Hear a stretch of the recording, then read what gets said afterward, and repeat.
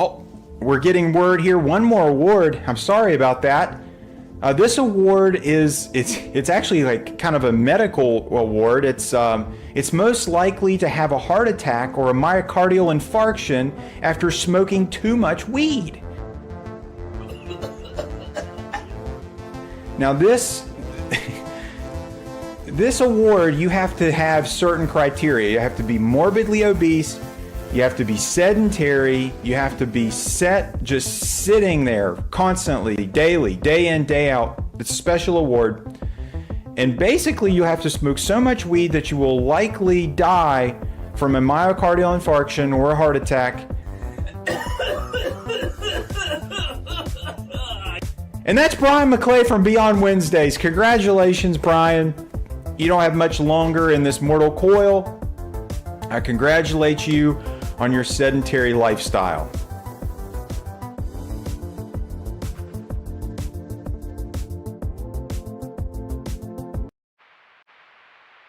The following program deals with a controversial subject. The theories expressed are not the only possible interpretation. The viewer is invited to make a judgment based on all available information.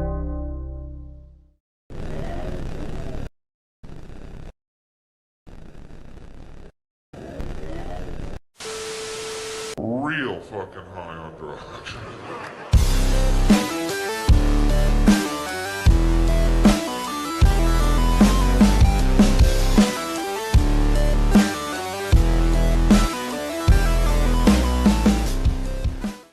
What is going on, everybody? Welcome to another Modern Comic Mayhem, another Saturday night. Hope you guys are enjoying yourselves, having a good night. The session was excellent. It's hotter than fuck out in Phoenix. It is hell right now during the day, like literal. It's that fucking shitty. And it sucks. But San Diego's coming up, ladies and gentlemen. We're less than a month away, I believe, for San Diego now. Oh, so, man. Dun, dun, dun. Mm-hmm. Wow, yeah, we are. We're 5 weeks away. Yep. Oh, wow, boy. that's actually crazy. That's actually crazy. I didn't even realize. Holy shit. Yeah, dude, it's gonna be great. I'm looking forward to it. I need the reset, the recharge of San Diego Comic-Con. Kevin, are you going to San Diego? I'm still on the fence. I want to. And after talking to even Leg last night, Leg did his like 9-hour eBay live, and to the point he started, I was with him. I left to go see Masters of the Universe and came back and he was still on. It was 4 a.m. Eastern. He's still selling books. And I'm like, dude, I got to go to him. He's like, come to San Diego. It's going to be a blast. I'm like, I want to go. I'm still sorting it out, but you'll probably see me there. Did he do good in that live? He did a 9-hour live, bro. He was crushing, dude. I mean, he was just nonstop. I mean, the SIG books that he was getting at Heroes Con, they were going, I mean, he was up to his 180. I mean, he was just selling all night long, dude. Yeah. What up, Nate? I know he's going again tomorrow too, so he's not done. Well, he's getting it all in. If you guys don't know, it is wedding week for Leg. This upcoming week is wedding week for Leg, so that's very interesting. Oh man, I'm ready for it. I just sold a bunch of cards at this card show I went to. Woo! Yeah. like all these Otani cards I was looking to sell, like people were paying like 85, 95% like of comps. Like it was insane. Like, did you sell your HFA? I sold my HFA, I sold my all aces. I sold do you remember how they had that 50-50 set for Otani? Mm-hmm. I had a out of 25 PSA 10 that I didn't realize that was worth money. Like I was just giving like piles of slabs, like, and let people like cherry pick out of it to see what they were interested in, and then they're like, okay, I can do 1,100 on this card. I was like 1,100. I was like sold. Like, yeah, I was like that pays for the boxes and the grading. Mm-hmm. And then I had like a bunch of like random like Otani cards, and some guy was like $100 on that too. And I was like, okay, I think I only paid like 40-50 bucks for it, so gone. Like, take it away from me. And before the end of it, I ran into Marcus at the end. He was tabling, and I was like, hey man, how's the show been going for you? He's like, it's been going pretty good because he was set up like where he was selling stuff, and then I was like, he's like, how's the show been going for you? I was like, I just got here today, and I was like, I've already sold like quite a bit. I was like, I'm sitting really happy. So, and then the dealers paid cash and all that too, and then and the only reason why I like decided to finalize going was Nate hit me up earlier, and he's like, hey, do you want to go to the Astros game today? I was like, what time's the game at? Because I was already gonna be like within walking distance of the stadium of where the card show was, so I was like, kind of like it kind of worked out perfectly. That's dope. Yeah. Yeah, I'm getting ready to. I've been looking at my show high prices, dude. PSA 10s of the Bowman paper are selling for like $900. You've got to be kidding me. No, Dude, I got Paper. I had a paper tops PSA 8 Otani rookie card. Someone paid me $140 for it. bro, it's worth like 4 times that, dude. In an 8 though? I think so. Maybe I could be don't- wrong though. I could be wrong. I- All I'm saying is Otani stuff is stupid, bro. Yeah, like I sold my Topps Chrome PSA 10 rookies. I sold 3 of them for MegaCon. I sold them for $700 a piece. They're now $1,200. oh wow. Wow. So when I saw Yee's cards, I don't have that much Otani anymore, but the ones I do have, like I like Heritage, so I bought the variations for Heritage, Mhm. the second, third, fourth year. Mine are not. I think one of them is a 10. I think the one that's like a. So he was a 69 rookie. I want to say the 72. So like it's third year, but the other ones are 9s and those are 10s. And when I saw your numbers, I was like, God, I was like, I should just dump these and just get the regular cards whenever he goes on the DL, because at some point it's going to happen. Like they'll have to come back. Even if he goes on the DL, I don't think it matters, dude. At this point, I tell you, it depends on what he goes on the DL for. If it's like a strain or. But if he wins a Cy Young on top of an MVP, because Yee knows this.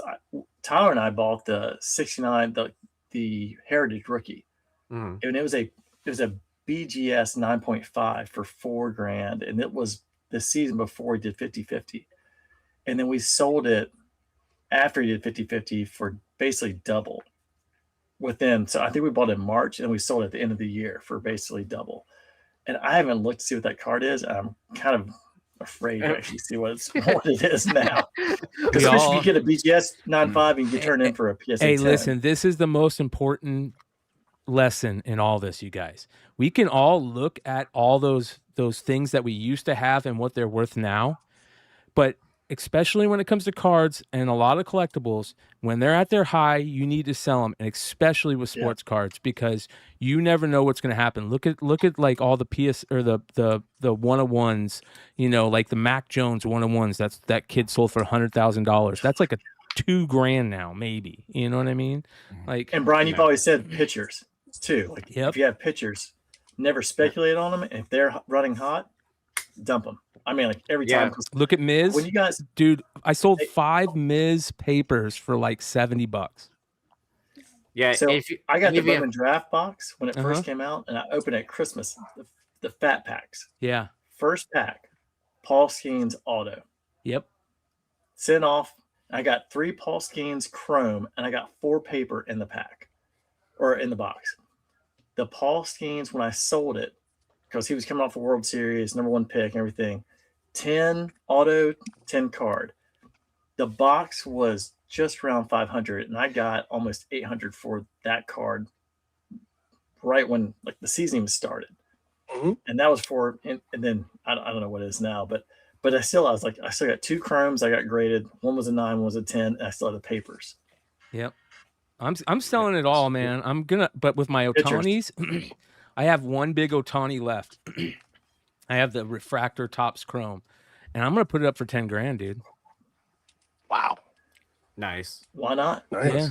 Well, I mean, because I still have the throwback Topps Chrome rookie card in a PSA 10, and then I saw a BGS 9.5, and I was just pricing it out just to see how much that guy was asking. He was asking like 1,100 or something like that. Dude, you can sell those on eBay. Those are like $1,300 to $1,600 right now, bro. Oh, And yeah, I PSA know. 10s.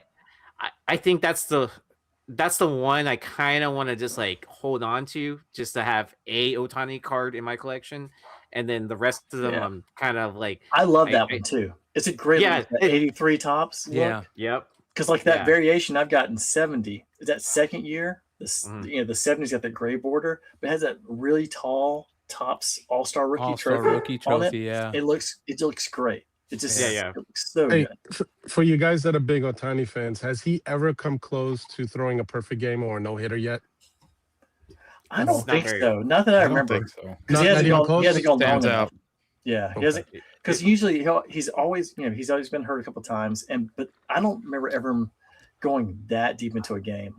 Dude, it's almost straight luck on perfect game type shit. You know what I mean? Oh, I mean, there are only 27 of them all time in baseball. Yeah. Well, did Nolan ever throw so much a perfect game? He never did. He threw 8 no-hitters. 8 no-hitters or 7? Yeah, 7. Nolan Ryan's greatest fucking pitcher to ever play the game, period, in my opinion. Him and Bob Gibson are the 2 greatest pitchers ever. There you go. Yeah. Who Gibson? Well, my favorite is hearing Randy Johnson's records of like all his different pitching accomplishments, right? But what's the one thing you always remember about Randy Johnson? Him hitting the bird, or exactly the bird, or John Kruk, or I'm sorry, Larry Walker turning around at the All-Star game and putting the helmet on backwards. No, it's. I remember when he mushed the guy in New York City when he first came to New York. He was walking down the sidewalk. The first day he walks into New York on his own, he grabs the guy by his face and pushes him down. I was like, okay, that's it. I've been at a lot of events. I've been at a lot of events with David Wells, who's done a perfect game, and he always will pull out balls, the magical ball from the perfect game for auctions for charity. He does a lot of charity work, but I'm like, how many balls do you have put away from this magical perfect game? And I'm like, all right, maybe it's just a ball and you're signing it. Is this still from the game? Yeah. What are we doing here, David? Yeah. See, what I would do if you want to do something completely different, and you're going to go see Randy Johnson. Take some bird feathers and crazy glue them to a ball and just leave the sweet spot open and just say, hey, I got the ball. You hit with the bird. What if you put some bird shit on the ball and be like, hey, trust me, it fucking hit it. This thing exploded. Or just get a high-end shoe. I don't know if you know that he's a big shoe collector. Yeah, he's a big sneaker collector. Big sneaker head. Yeah. The unit is? Yeah, big unit is. Oh. Did you hear about I'll tell you who's super underrated. This guy right here. Jordan. Oh yeah. Yeah. Like I found a couple buyers that were interested in some Jordan cards I had, and then like I had an auto card, and then the guy only wanted to offer me an auto out of 10, and he only offered me like $100, and I was like kind of like, I'll just hold on to this. Like I'm good. Yeah. And then it's because you got those Otani numbers, bro. Those Otani numbers are skewing everything, man. You know? Yeah, that's true. And Jordan got traded to the Astros for a reliever, like a no-name reliever from the Dodgers. I have Jordan. So Jordan doesn't have a first Bowman. He only has the first Bowman auto. But in that 2018 set, he's on the Astros triple. Their hottest rookie. The where it has the best player in single A, best player in double A, best player in triple A on it. Like their top 3, and he's an 18-year-old or 17-year-old on that card from that 2018 set. Or dude, I went to a fan fest, and this had to be like, I think it was like 2019, because he and Tucker got stuck in with because being the rookies, being the young guys, they got stuck signing all the balls. Those guys might as well have been like fucking gorillas in King Kong. They were so big. I mean, those guys, it's just amazing like how big these baseball players are these days. It's ungodly. So I want to, even though we're kind of talking about, go ahead, Yi. Real quick. So this is primarily usually a sports card show. It's called the H-Town Card Show. And they've been growing. Like I remember going to their shows when it was just in hotel lobbies, and you would see the split. Like it would be like 70% or like 80% like sports cards, 20% TCG. At this show, it was almost the opposite, where it was like, at first I thought it was more like a 60-40 split, but then as I was walking around more, it's more like a 70-30 split in favor of TCG. It feels like every show I go to is now. What is Marcus selling? Is he selling TCG?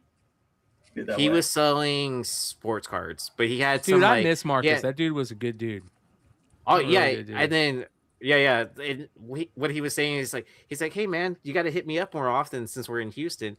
I was like, yeah, I know. I was like, we only see each other at conventions and things like that. Did he say he's gonna go to San Diego? He's gonna be at San Diego, so be on the lookout for him. And then I told him I wasn't gonna be there, but like the other crew members were. So, but we got to get him back on the shows. I would love to. All right. So speaking about cards, everybody's talking about this. The fucking Mark Spears Captain America Team Leader Magic the Gathering card with the rest of the Avengers on it. This is, and listen, I love all of Mark's stuff, but this might be one of the best Mark Spears images he's ever made. He's always wanted to do a Hulk. This is what he says, and I hope I'm Thor. not. Well, no, Hulk and Spider-Man, and he got to do his Hulk, which is very, very cool. But this is one of the best images, and it's not even his best image in the set. Real quick, big shout out to our boy James at Hive Comics, who says, "Exhausted from a long workday, so not hopping on. Have a great night, Beyond fam. Drop some surprise cool shit on the website, and the Battle Beast is insane in person. Suck a lolly," with a 69.69 super chat. So make sure you guys go check out hivecomics.com. Use the promo code Beyond10 to get 10% off. All right, so this is fucking beautiful, right? But dude, this Vision is even better in my opinion. Wow. That is. Isn't see that one? Isn't the Vision supposed to be the more broken card within the set too? I heard it's a monster. Yeah. Yeah. So even though it's not a full art card, it's like it's like in the playing of the game. It's a really major really playing card. Yeah. Yeah, it's like I think some of it has to do is he has the Soul Stone in his forehead. Is that what the stone that he carries, or? I don't remember, dude. No. So I mean, for those that are familiar with Magic, I think because it said at the top that this is like from the Commander decks, I want to say. Okay. So they're kind of like pre-constructed decks, but instead of playing just one person, you're playing 3 other people. So it's like 4 people playing in this style of play.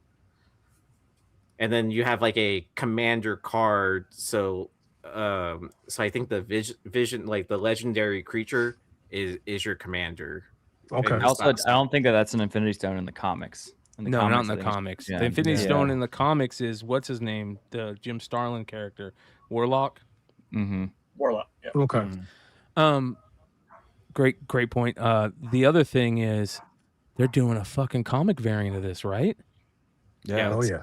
It's Captain America 12, and when they had the FOC, no one knew who did the cover, so it's going to be completely underordered. In FOC, it's marked as classified. It's blacked out. Yeah, it's blacked out. Not even Mark Spears. Not even Mark. And Mark didn't even know. He mentioned he didn't know. That's stupid, though. I mean, it's like, dude, you know, you want to do that with because it's actually the same cover as a 1 in 50 version, which I think anybody who's collecting the Magic the Gathering variants, there are those blue bordered versions that they're selling that are the Magic the Gathering art. So like, but why classify it? Why not tell the artist that you're doing that? I don't understand all of that. That's stupid. And why not tell retailers? Because I'm sure it's so underordered that even if you wanted to go back now, because I went in and put in 20 more, like you still don't get the incentive at that point. That has to be done before FOC. So like, that's going to be a very rare book, I'm sure. So the crazy thing about this week is this is a Mark Spears fucking week, dude. There's so much stuff that dropped about him this week. We were going to try to have him on Wednesday night when Mark from Legion of Comics joined us, but he had to go out with his wife that night, and happy wife, happy life. And congratulations to them. I believe it was their anniversary. But this week, I think it's his birthday today too, isn't it? It is. Yep. It's his birthday today. And he had probably Happy some of birthday. the best birthday presents. I say good week for right? Good work for him in general, Right. yeah. Bro, did you guys see they talked about Spawn 77 too, which is crazy. You know? Yep. And that the cover got announcement of his released, new too. series as well. Yep. Yep. His Oh, new yeah, original that's IP. true, too. He's got Graveyard Shift coming out. Yeah, that he was telling us about All that. kinds of That stuff. actually sounds really cool. Like he told us a little bit about Look it. at on that the cover phone. though. That Spawn 77 cover is crazy. Bro. You guys don't know how good Spawn 77 can be.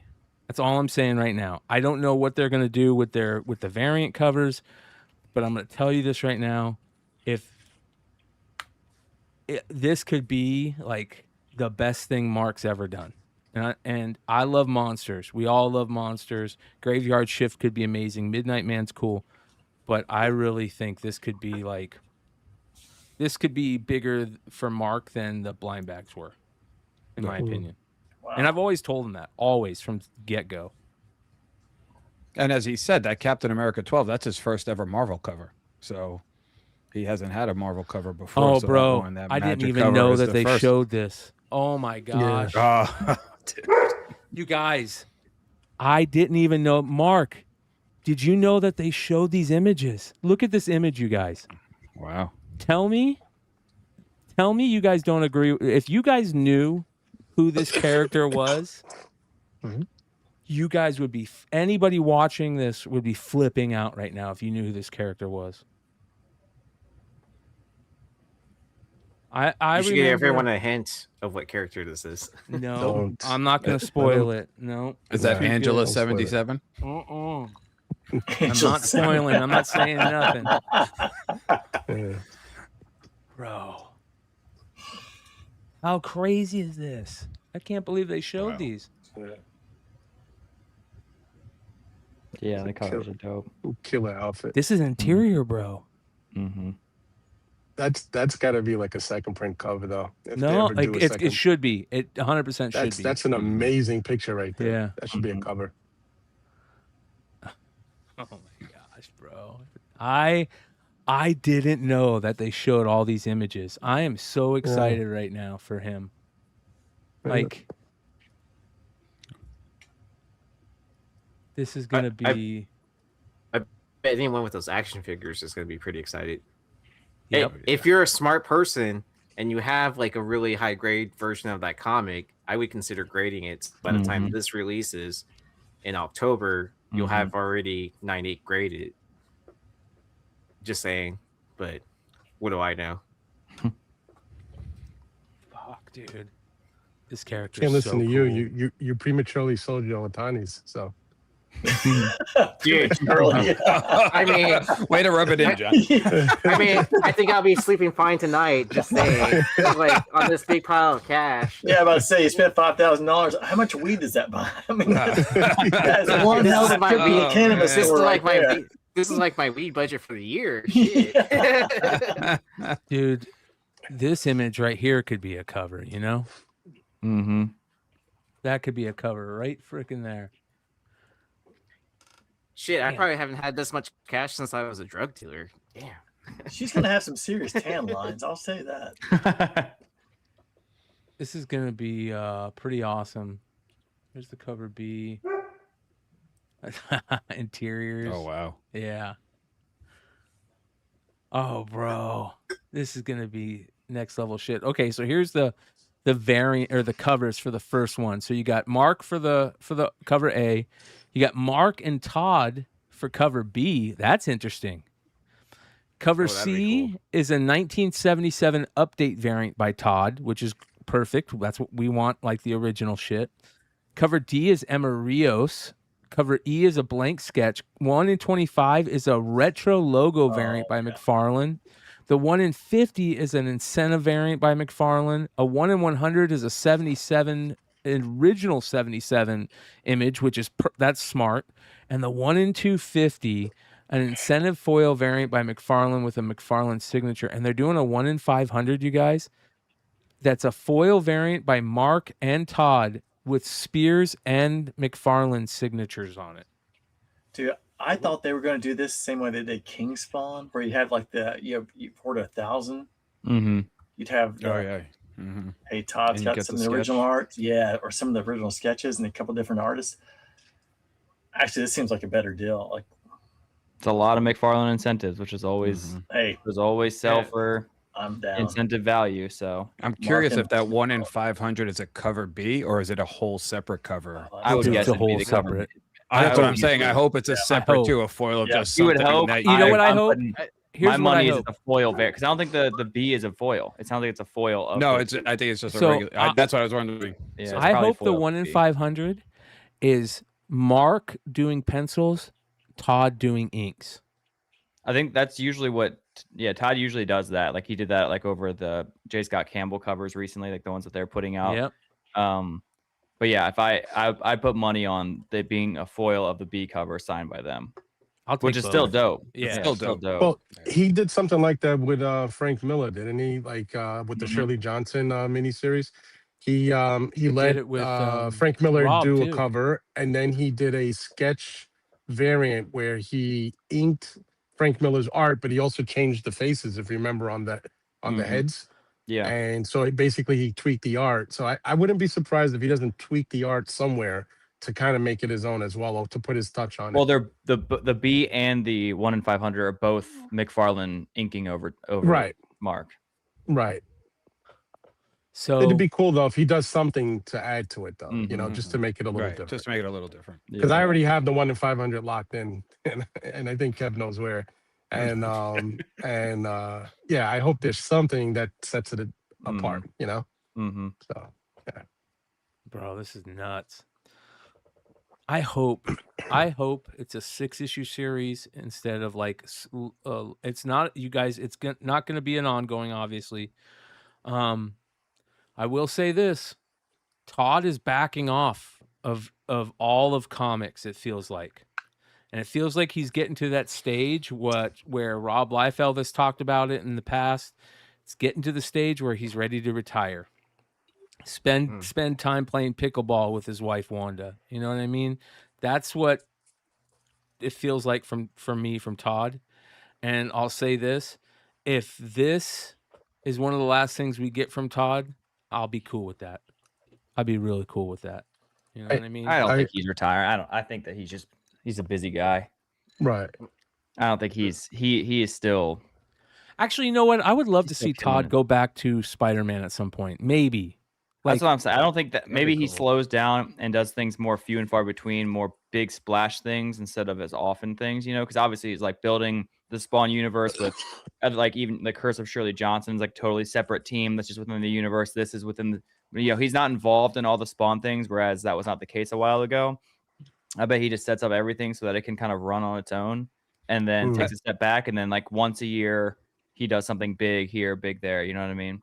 I think he's going to be busy with the King Spawn movie too, because that photo came out. Yeah, of the him movie, yeah, and Jamie that's the other Foxx thing. this week. So I think, you know, It's so actually a great that point. was out. Yeah, So I think, you know, I think he's just setting up because he's going to deal with that. he's got a lot. Yeah, as soon as the movie goes into full production, he's going to be very hands-on. So honestly, that's probably a better bet, is that he just knows the movie's about to take up all of his time.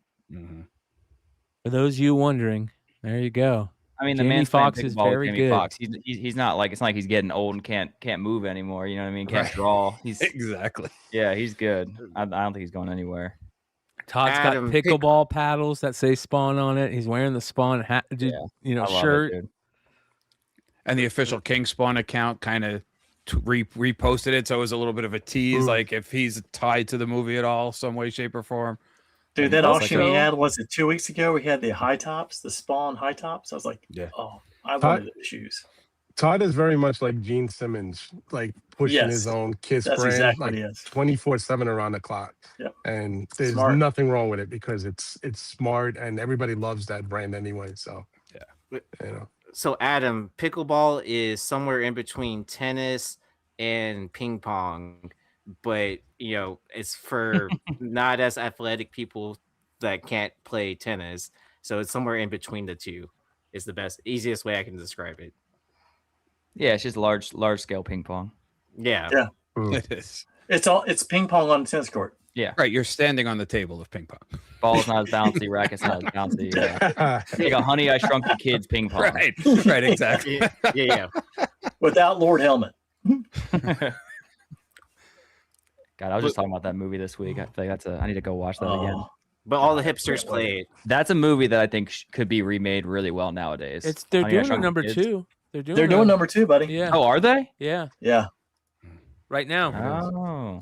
No, it's supposed to come out next summer because that was the one thing when they came out. Yeah, but with they're this filming it right originally. now, right? No, it's done. I think it's Wait, are you talking about wrapped. Spaceballs or wrapped. Honey, I Shrunk the Spaceballs. Kids? Spaceballs. I'm talking about Honey, I Shrunk the Kids. Oh, Oh. no. I mean, you don't think that'd be good nowadays? No, Not get the like- fuck I out of don't here. I don't mean one over the other. Let me tell you, if they don't bring that brother back with the comb in the desert somewhere in number I'm 2. just saying CG has gotten so good that they could do a good. Oh, like, yeah. That's a movie that isn't a big. It doesn't feel like they're rehashing an IP just for money. Like it's not a huge concept. And CGI's gotten so good that it could be a cool movie. It's just Rick Moranis. I mean, the fact Rick that kills it. I mean, him and I mean, he comes back. It's great. Colonel right? Sanders will not be there. But Honey, he- I he Shrunk is the back. Grandkids, and he's back. right. Well, I just hope the check. That's a great yeah, idea. Yeah, you don't even got to pay him. Oh, guys. baby. You know what I mean? Well, Hey, I real just hope quick, the- big shout out to Jersey of the Bay for the super chat. He says, shout out to the panel. You guys are the best. # beyond. And Well, I shout out just to hope- Matrix Comics. Appreciate you, brother. I just hope the granddad from Honey, I Shrunk the Grandkids, instead of smoking cigarettes, he starts smoking weed instead. Dude, that's what I'm saying. There's so many good. Like, that'd be a great movie. That'd be a great movie. I'm looking forward to both of them. Let's see both of them happen. You know what I mean? That's what I'm I just saying. want the Spaceballs to get out before Mel Brooks passed away because I think is he 99, 97? Oh my god! And next summer he'll be like 98. So let's. Yeah. Did you see his interview though? He doesn't sound like It he doesn't doesn't sound like sound- he's no. aged. Yeah, No. you're right. Oh yeah, it's crazy. But Dick Van Dyke's like that. If you see I him, know. the guy he dances around. Like, it's crazy. it's amazing. Yeah, Mel Brooks turns he's not. 98. 100 on June 28th. Wow, So next week, Mel Brooks turns 100. bro. Dude, this guy, he's gonna live to like 150. Oh my It seems gosh. like the way he's going. Wow. Crazy. Well, He he's was born in getting shorts, 1926. He could play Palpatine's character in Spaceballs now. I mean, it's also like You don't even need makeup. Just put it's him in also the like hood. Clint That's it. Eastwood. Clint Eastwood's Yeah, still making movies. yeah. Didn't he make a movie just a couple of years ago and he's Yes. 96? Clint Eastwood. Oh yeah, Yee. Do you have Yes. your fucking Transformers, bro? yeah, I have it. All right, grab it. Okay, because ladies and gentlemen, we talked about a Transformers Nike figure toy the other night on one of the shows. And it is probably one of the coolest Transformers, and it makes you realize how great Transformers are of a concept that you can just do so much cool shit with them. And we immediately saw this. It comes in a Nike box. It looks like a Nike shoe, right? Mhm.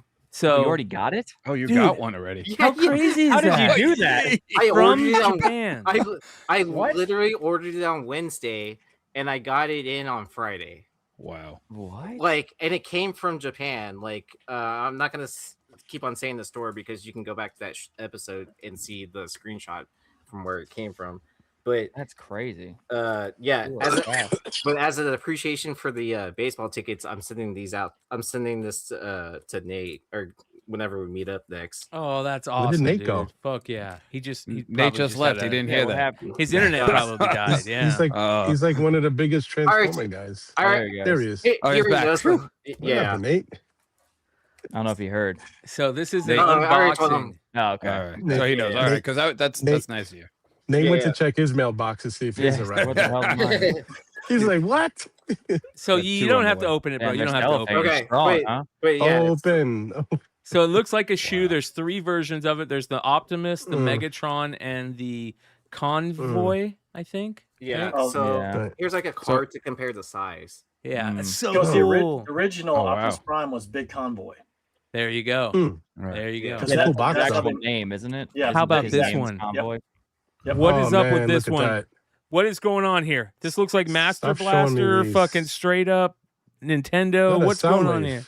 It is Soundwave, but it looks It is like Soundwave. That's I know. cool. It would be better if Laserbeak was like Super Mario Brothers. Is this real? Wait a second, is this real?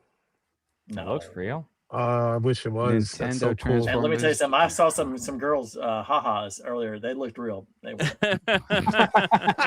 Bro, I can't find it anywhere. Okay, That's crazy. This needs to be made.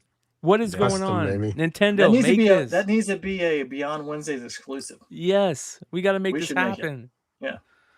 Bro, that's sure the so IP is fucking cheap. cool. Take a shot. Yeah, right. Well, That look would at sell. look at the tape. It looks like a controller.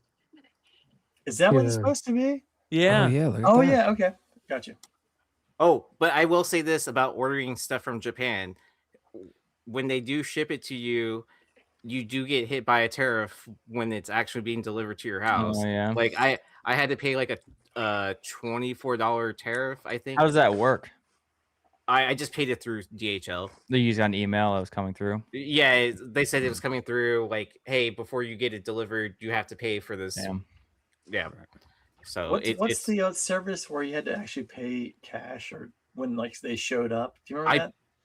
Oh, COD. Yeah, I did that to a friend of mine because I took all of his lights out of his room one night and I smashed them and I FedExed them to him. And I put COD, so he got the bill. He was not thrilled about that. Hey, did you see these, Nate? I'm sure he wasn't. Look at these, bro. Have you seen these? No. This is from limited edition official on IG. These are some types of G.I. Joe statues, bro. Look how good these look. So it's like Hot Toys, but for GI Joes. They do look. If I say they do look like Hot Toys, but they're just statues. Mm-hmm. They're not. Well, yeah, I you mean, can't a lot of- pose them. Yep. Well, I mean, some of the Hot Toys stuff is just statues. Bro, as look well. at this snake eyes. Man, that's Oh nice. wow. Are those actually like wow. Oh, like the a interchangeable head. Shit. are those like ceramic or what is that I don't know. or is that PVC? It could be PVC. I hope it's not Destro. PVC because it would cheapen it a little. I think it depends on the plastic, because ABS and PVC, or Right. so. It doesn't look like it. It looks like it's fragile. Yeah, I hope it's because I would actually get into those. That's just the right size for displaying. Yeah. I hate when I love sideshows, but they take up way too much space. Bro, look at that These look- bow and arrow. Yeah. Wow. I can't believe that. With loose bend. arrows too. That's Yeah. cool. Yeah, that's super cool. If Firefly comes with a cell phone, I think we have to have it. And hey, do you have the God? I'm trying to remember like what the Motorola plan. If you think about it, Firefly was ahead of his time. He was. He had the. He had the cell phone. Yeah, but he was still running around the field with a cell phone. I'm like, who are you talking to, bud? He was paying by the minute though. He didn't have the unlimited plan. He literally kept the call short because He was on the Cobra plan. He was, but no one else had a phone. Which had to be unlimited service, right? Worldwide. So here's, you know what? I just got to get into it. I got at you, McClay. I hope this makes your comfortable drama, because these dudes, goofy ass dudes. Into the news. Into the into the But let's get down to business. All right, here we go, ladies and You gentlemen. gotta hear it before you do it. I know, right? Gotta get into the mindset. We gotta get our sound cues in. I don't hear it. Gotta hear Colbert before I know, right? So this is crazy. This is have you guys, I don't know if you guys have been following, but there's like these stock apps that are done by AI that tell you when to get in and get out on short sales and all this crazy stock stuff. And then I saw this. Look at this. This is an AI app that tracks sports cards before the prices explode. like when And- they're starting to tick up. Yep. And this is crazy to me. And I've been following the sports card radio brothers, you know, the two twins that just fucking piss everybody off, that I laugh, that are just hilarious.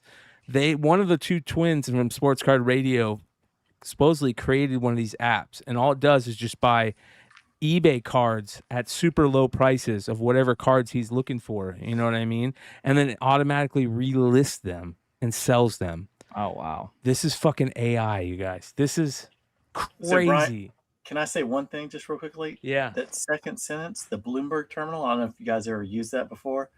So when I used to price fixed income, I used everything on the Bloomberg terminal, and I used to have to price CDS, and there were no cash flows for it, so you couldn't price it. Basically, long story short, that's kind of where how everything blew up in 2008 because we couldn't price things. So just buyer beware. Wow. Unreal, dude. This is crazy. This is getting nuts. So again, another situation where AI is just doing, crazy things that you never know with. You never know what's going to happen with the whole AI stuff. Have you seen the other AI thing where it's like it copies Nancy Pelosi's like stock trades? Yeah. Yeah. Yeah. There are even people who say they use it and swear by it, and I'm just like, good luck with that. I don't know. Yeah. I mean, if it's just what, like, that's the kind of thing that AI can be useful for, as long as it's not generative AI that's taking jobs from artists.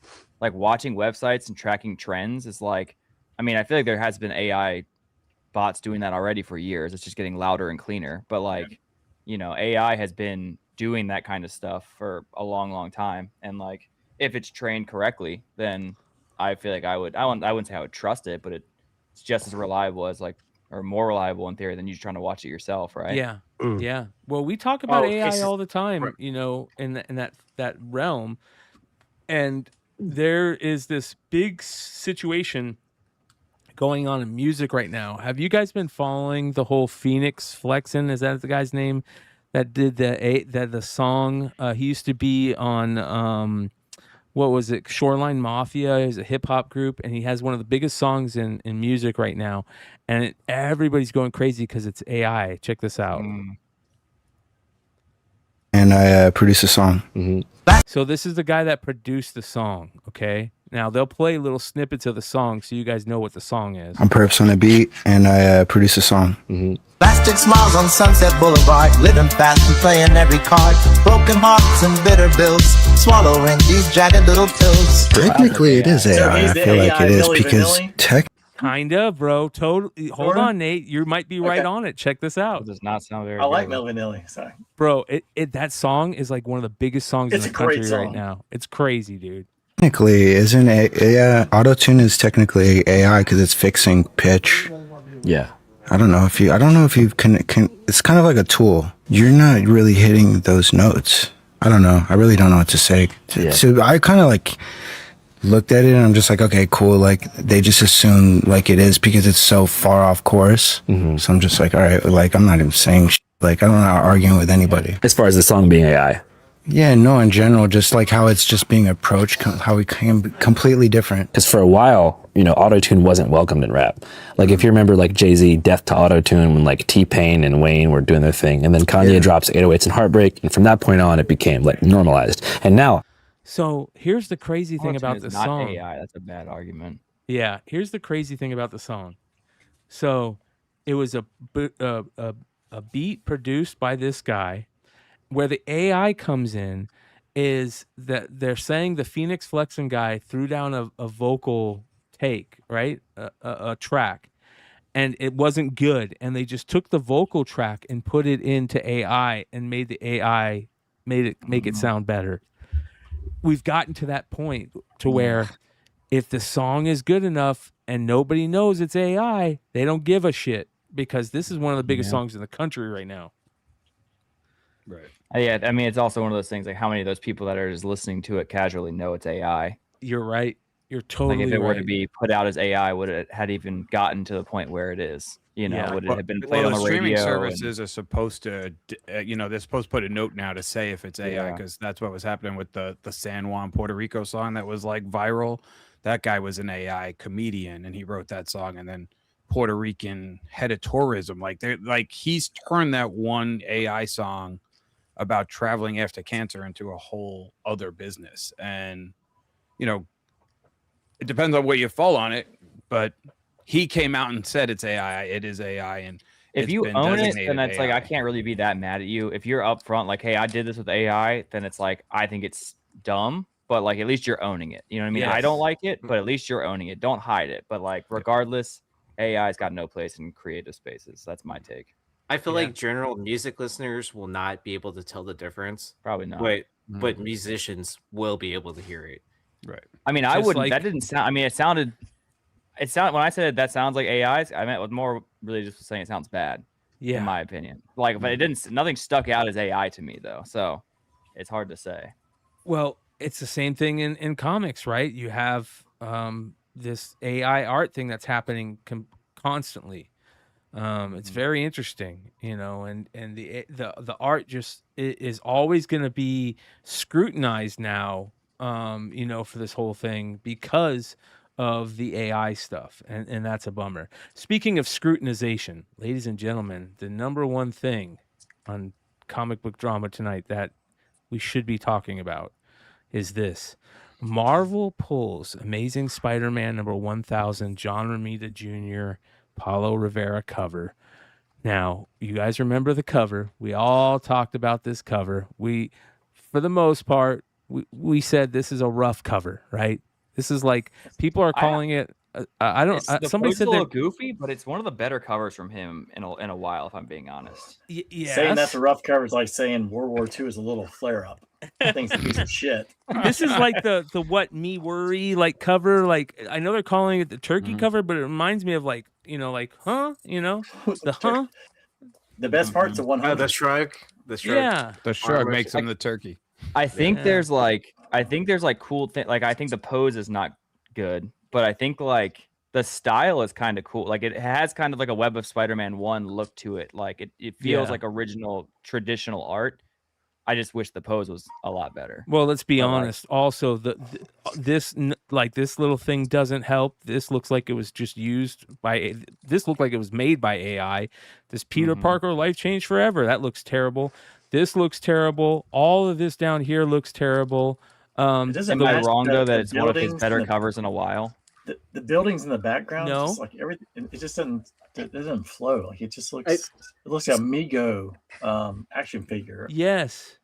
Well, look at the 1000. Even the 1000 Amazing Spider-Man should be bigger. Terrible design on everything else other than the art. I agree.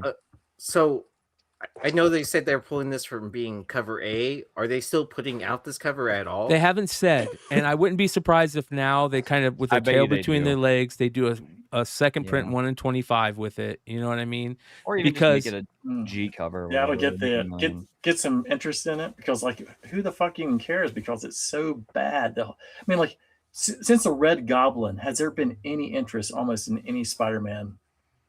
No, but I will say, every time that I think that like people hate John Romita Jr., I'm surprised when they'll post a cover and it'll be his, and I'm like, that's terrible. And then I open the comments and there's a bunch of people. There's a bunch of people that are like love John Romita JRJR. You know, like, people, like, there's collectors that are just. Well, it's like respect. Him. Hey, your rep. Listen, you get to a certain age in life, and you realize how important, like, how peers look at people, the way that you respect other people, and how important respect is and reputation is in life. You know, I think it's very important, especially when you're like John Romita Jr.'s age. Listen, John Romita, his father, is synonymous with Spider-Man, right? John Romita Jr. is up there too. There was that era where John Romita Jr. was doing all the Spider-Man stuff early on. Was that 2005 when he was doing the when he was doing the bi-weeklies with, like, you know, Anti-Venom came out and Mr. Negative? Like, I really enjoyed that entire time. The Brand New Day, like, going into the movie, like, so I thought Romita was really good. Yeah, Romita, the name is Spider-Man. So I don't have a problem them using this cover. They messed up this cover by the way it looks with everything else other than the image. This could have been a much better cover. I get it. The logo image kind of like, he should have drawn the logo into the cover. It would have. It looks like an ad page. Yes. Yeah. The logo. First of all, the trade should be centerized. It should have the vintage spider webs coming away from it. I'll be right back. That number 1000 corner box would have been sick. That number 1000 is completely misplaced. Yeah. And also a bad choice of background for the character. The colors just don't work well together between his costume and then the backdrop.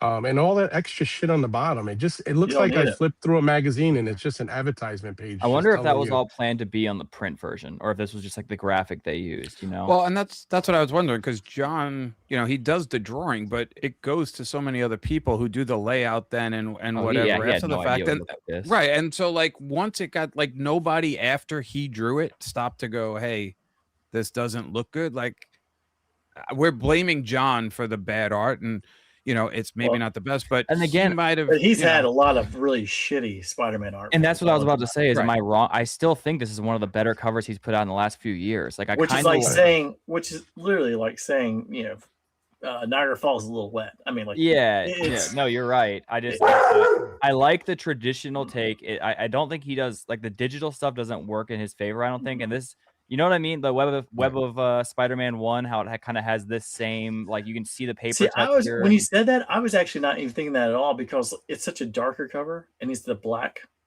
and he's on the. I just mean like art style wise, like it feels like traditional, like you can see like the traditional art strokes and everything in the background. It feels like it's on like paper that you can feel the traditional vibe of it, but I mean, I can't defend it too much. The fact he has no neck either is also like that's weird. What I like mean. just the shoulder, like, you know, and that's always been part of Spider-Man's costume, is the way it would come down over the neck. And like, it just feels like somebody should have said, hey, John, let's tweak this a little bit before we lay this. And nobody did. And then this came out and he got beat. Right. You know, hey, John, how about redoing this? This was like shit. Yeah. No, but then get one of your dad's pictures and let's put it out there. This actual picture we're looking at might not even be the final version the way it's actually printed. Maybe all that extra shit that's on there is just for advertisement. Maybe it's not what's actually going to be the book, you know? I'm going to try and mock it up with like... I'm going to be honest with you. That number 1000 with the face inside the numbers. That's cool. That should be turned big. I don't like that it. should be you like sideways, and it should be a cover by itself. That's on the new covers too. They have that same 1000 on all the new designs too. So that was always the plan. No, I would flip that sideways, and I would make that the cover. The number 1000 with the spider eyes inside the numbers. It doesn't. How it looks without all the text and stuff. I bet you I can fix this. I bet you it looks better, much better. If you get rid of there's a lot of stuff you get rid of in that space, and just put that at the top, and that would look a hell of a lot better. Yeah, get rid of all that shit on the bottom that says special anniversary and bullshit. JRJR's picture. Get rid of that. And you don't need that whole an all-star creator lineup horseshit on top. At the bottom or at the top. First of all, none of those guys should I be imagine the on line that. on the bottom, September 2026. That's not supposed to be there. Like And- that's the ad. I think the and way you kind of Davis- have it laid out is almost what it should be. Davis, make the trade centerized with all the original webs from like the early issues. I'm gonna also do corner. I think it needed a corner box. Yeah. Corner box. Oh, would be yeah. It's cool on crazy it. to not have a corner box. Or on make an the number anniversary. 1000 a corner box. You know, like turn it sideways and make it 1000. This way, the number and the corner box art is all the same. Mm-hmm. That's It's all built beautiful into right a corner there. box. Here's the thing, you guys. Ultimately, it comes down to this. John Romita Jr. is a fucking legend in this industry, Absolutely. in this hobby. Yep. You can't take anything away from him. Yeah, I agree with you. Over the last couple of years, it feels like everything he draws feels like Kick-Ass. But this doesn't feel like Kick-Ass, okay? So I'll agree with Davis on that. But, you know, he is a fucking legend. And just like Frank Miller, he deserves our respect. And if you're going to solicit Amazing Spider-Man 1000 with a John Romita Jr. cover, and then because of backlash, which is what everybody's saying, you don't put it out, there's a fucking problem there. And this just goes to show, again, this is another reason to add to the list of why Marvel is fucking up. It's unbelievable how bad Marvel is right now in so many ways. Only their video game and their movies and TV stuff is carrying them, and the Magic the Gathering stuff. Non-comic stuff. Comics should always be at a high level when it comes to Marvel. And it's very sad that it isn't. And this is just another situation that shows you that they don't give a fuck, dude. They don't care. They don't care about the history, which is sad. They don't care about the stories. They don't care about any of that stuff. And, you know, I want to, Kev, you sent me this, but I have been seeing, I've seen this a couple of times, but I want you to talk about this. This is a very interesting take. Mike Choi, you guys know we love Mike Choi over here, but he made a very interesting, let me see if I can find this right. The video he put out about the signing the 9/8 and what he paid for him. No, but no, it's about it's about this. He's got some good ones. Yeah, here we go. So I'm seeing all these reaction videos to the news or the rumor that Marvel is pulling John Romita Jr. and Paulo Rivera's cover for Amazing Spider-Man 1000. My only thought is that, my only emotion is sadness. I am so sad if this is true, if they are indeed pulling this cover. Not because I love the cover or anything. It's literally because this sets a precedent. This sets a really bad precedent. Again, if this is true. There is a way to handle this. Again, if this is true. Most of it comes from the fact that I really like John Romita Jr. You can tell he's shocked in this, right? Mm-hmm. Here is an artist, a high-level artist in the game, much respected. Mike Choi, everybody watching this knows Mike Choi. At least I hope so. You know, his X23 run is up there with, you know, his art from X23 is up there with some of the best art in the business, and he's put out some really great covers recently. He's got the respect of, like, I believe he teaches classical art in college. He's a big classical art fan. He collects signed 9/8 signature series books. So he's one of us in the way that he's got that. But you can tell how shocked he is in this. I love his place in history, especially in Spider-Man. And he's a great guy. And he's an amazing artist. This isn't right if this is true. He deserved the place of being the cover artist to issue 1000, as did Paulo Rivera, and as did that cover. If people didn't like it, that's why variant covers exist. I don't know about that. This is so fucked up if this is true. Well, it's not why variant covers exist, but variant covers are there. So if you don't like the A cover, go buy a variant. Yeah. I understand what you're saying. And obviously, you can tell he's close, or he likes JR. I mean, they're close, which is understandable. But it's just he's right. He's he went to say more, Nate. I mean, check this out. He said even more. Okay, the reason why I think it's really bad that that Marvel pulled the cover that JRJR and Paulo Rivera did is because it sets a really bad precedent. This is not a situation where it was the morally right thing to do to pull work.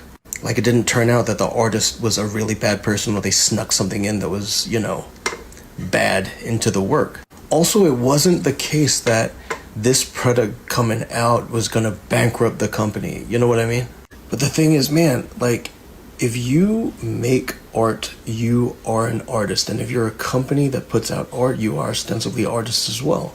And I am of the firm belief that you make fans dictate art, not with their taste or what they say that their tastes are. You make them do it with their wallets. You can't let other people's tastes dictate what you make. And that absolutely includes me as a fan. I was one of many people who heard that the guy from Brokeback Mountain was going to be the Joker. The guy from 10 Things I Hate About You and First Night. Seriously, the Joker? That's never gonna work. Sounds stupid. I mean, imagine, like, they were selling a Milestone Spider-Man cover and they showed work where the anatomy was all kinds of stupid and the legs were crazy and the pelvis was 2 feet wide and the lighting and the coloring made it look like it was really hard to tell what was going on. And the background was just like a lazy ass wallpaper. And I said, like, and I, along with many other people, said, that's just bad. It's just horrible. And then imagine if Marvel listened to us and pulled it. We wouldn't have gotten this amazing cover. At the same time, we wouldn't have thousands and thousands of homage covers, so maybe it would have been worth it. Fans. But also, here's the thing, man. I cannot help but see this not just as a fan who was deprived of a piece of art, whether I was going to get it or not. The option being taken away from me sucks.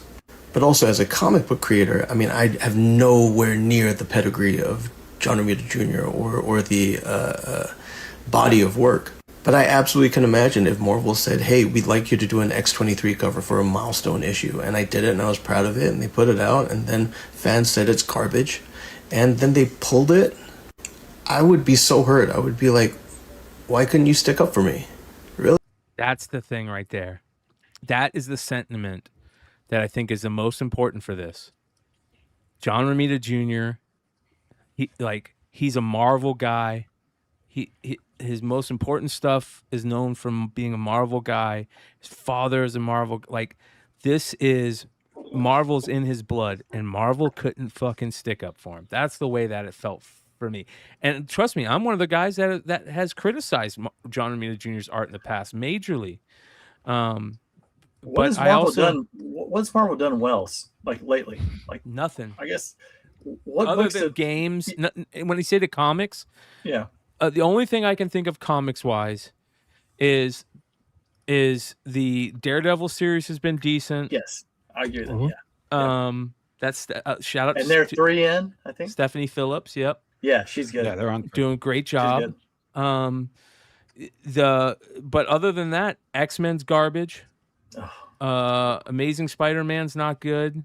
They ended the Ultimate Universe, which was the only thing that had any feelings of decency. The Spider-Man Ultimate was the best. It was what launched. I feel like what launched Absolute in DC because it was so good. But none of the other Ultimates or in Marvel were worth anything.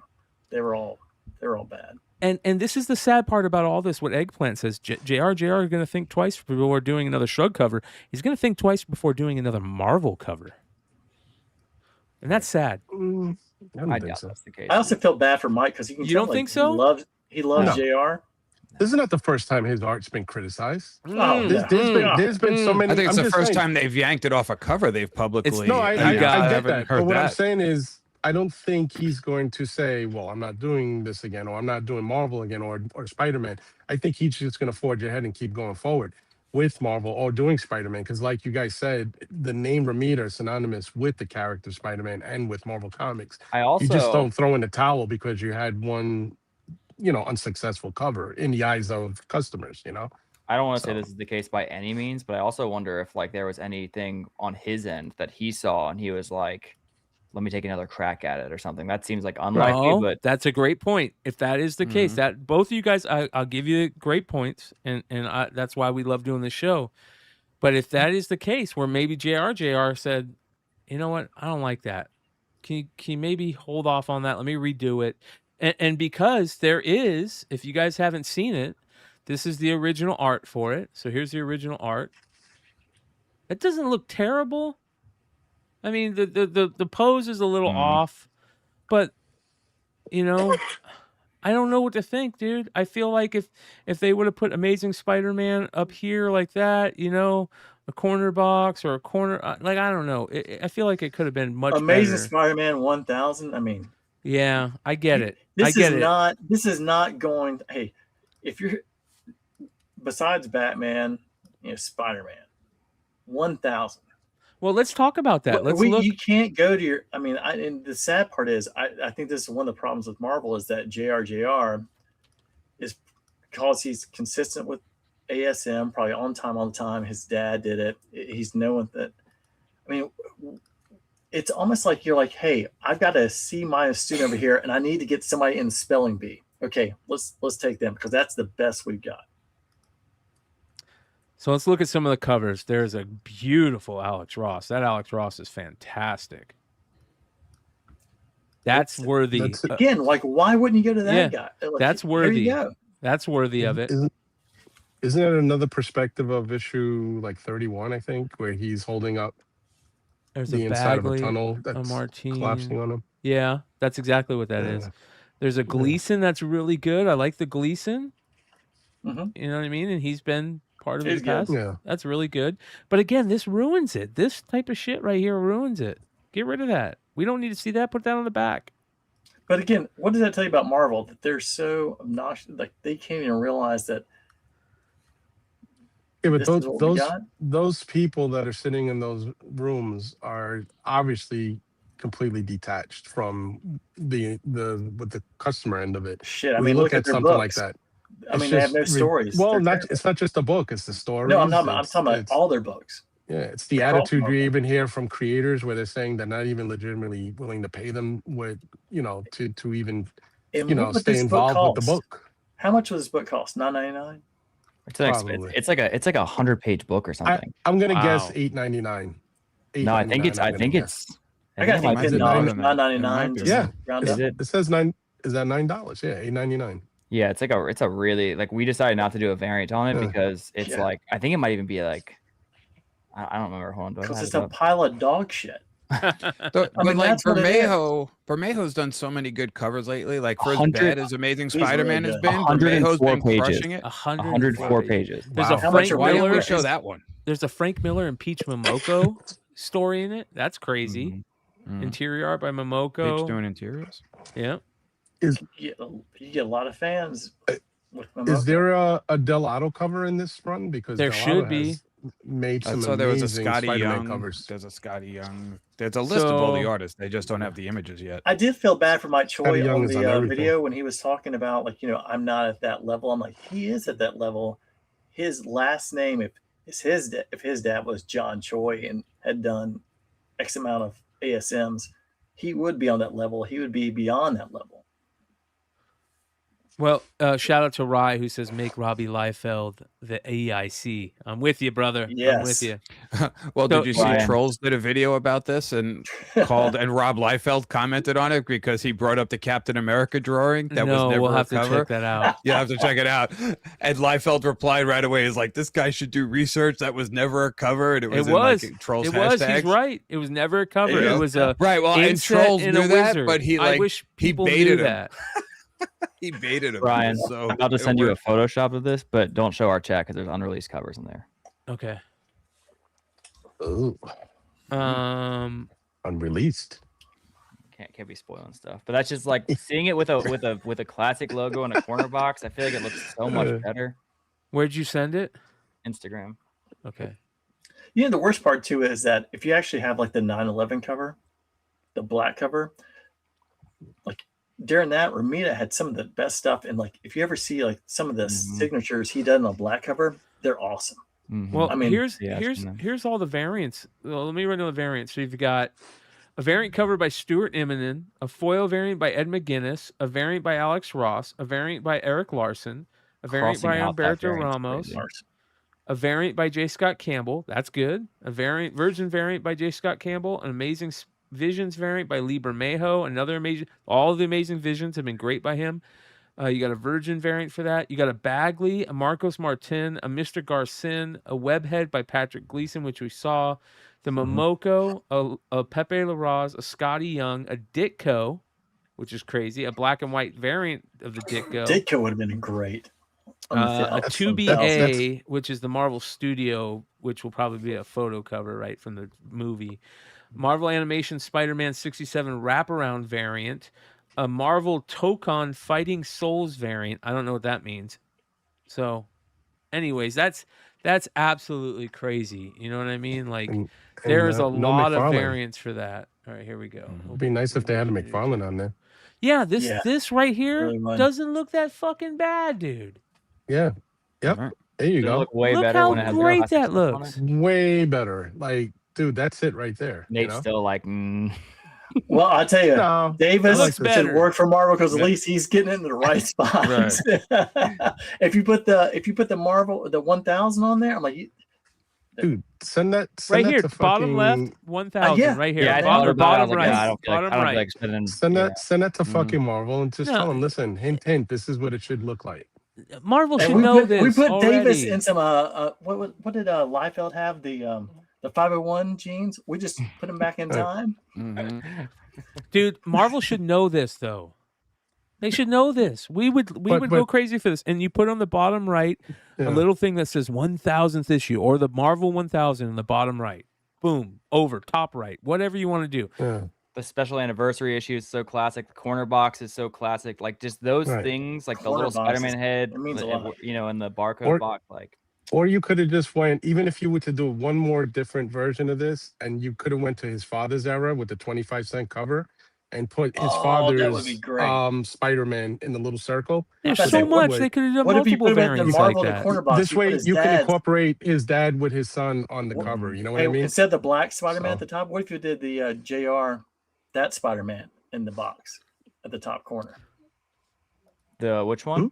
So instead of the black Spider-Man Mm-hmm. in What's the that dog? Oh, What's that dog? like the one. Okay. What's okay. that yeah, dog? you did Can I pet original that JR. dog? All right, here we Yeah. go. This is Trolls Comics, so let's There take it a is. look at Trolls Comics. By the way, Trolls JC, is in the chat, so If- he if said, he's in the Just let you chat- know, Quote a Davis, Rob. you're hired. JC, I want to hit you up, dude. I'd love to get you on the industry show more. All right, here we go.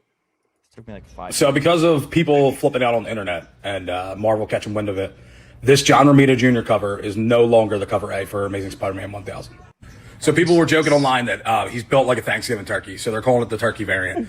And I think it would have been an iconic cover that 30 years from now people would be talking about and say, yo, you got the turkey cover. You know what I mean? Like there's so many other covers that imagine if the internet existed back then that wouldn't have happened because of people talking crap about it. Like one of my favorite Rob Liefeld covers never would have existed if the internet was around today. You know, how many people That talk wasn't a crap about this cover, and it's so iconic. Do I think the was John never a Romita Jr. cover. cover is the best cover of all time? No, definitely not by far. But it's not the worst cover I've seen, especially by him. This is how I feel about it. He has worked on Amazing Spider-Man for so many years, and if anybody deserves their flowers to be on issue 1000 as the cover A, it's that man right there. And I feel like Hold on. he's being robbed. Liefeld is commenting in that same. right. Well, look Exactly at what the I just hashtags. said. Yeah. I just But yeah, realized right. that But look at the Cap was never a hashtags, cover, John. Ever. Right. But you see, the last Rob's cap wasn't a cover. He didn't read it. Didn't know that Trolls already knew it. He was calling him out. So Rob says Cap was never, ever, ever a cover. It was never printed in a Cap book. Man, the research actor, oof. And he's right. And he baited. You could tell he baited Rob. him. But by the way, you guys, this Cap issue is in the Heroes Reborn Wizard magazine. It's a Jim Lee Fantastic Four cover, and that to me is one of the greatest Rob Liefeld collectibles you can find.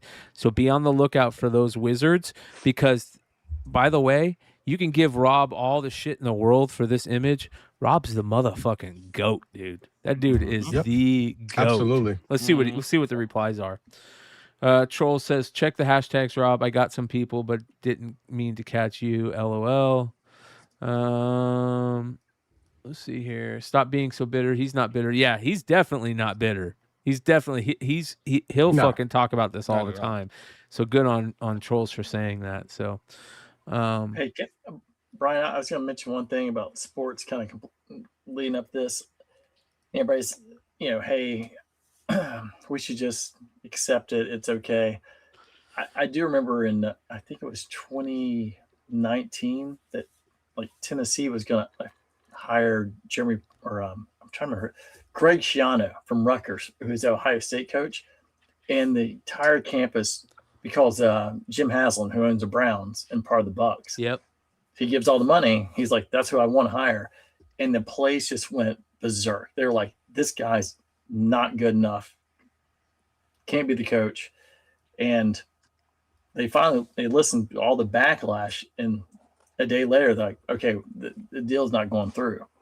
And then I think, I think there's a balancing act. You can't, it's one of those things where I get it. Like, you can't take everyone, but you do have to why listen. is like, the Marvel masses. listening now? Why are they listening now? You know what I mean? Like, you're listening now. You haven't been listening for the past 5 years, where we've been saying, like, you have these layups. Like, where was your listening with Spider-Punk? Spider-Punk is a generational fucking character that could be absolutely amazing. We see that with Into the Spider-Verse, but you can't get somebody that knows how to fucking write, that can write a character like that. You know? Look at the Why new aren't one they I sent you, listening? Brian. The problem with all this, and again, back to Rob Liefeld, they don't know what the fuck they're doing over there, bro. Like, Absolutely literally. Yeah, look how fucking good this can be. Like this type of shit I just is pulled 100 and made it is 1,000. simple. There you go. Love it. There you There you go. fucking Getting go. better. Right there, brother. Getting better. I mean, look at that. That's it. So good. You got Come the on, dad Marvel. in there. You got his era.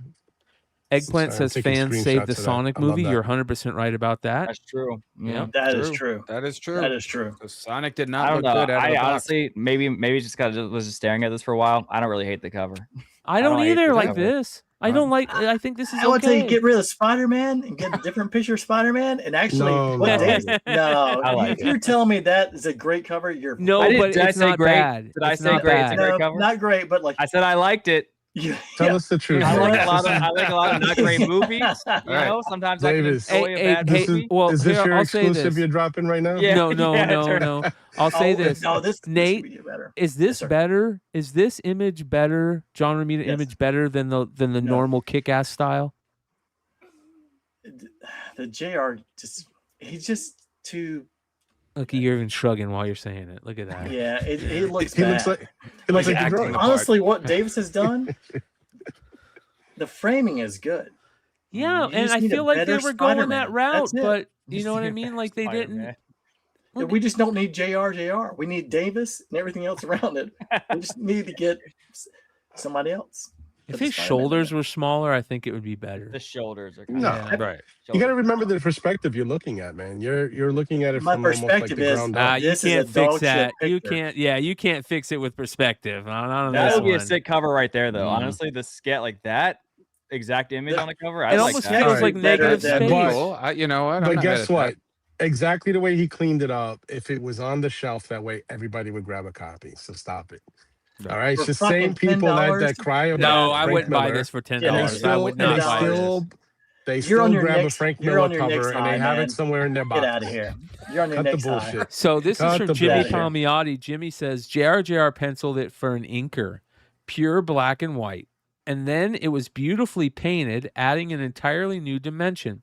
As a fellow inker, I probably would have gone jet black on Spider-Man and let the stars in the sky define the shadows on the costume.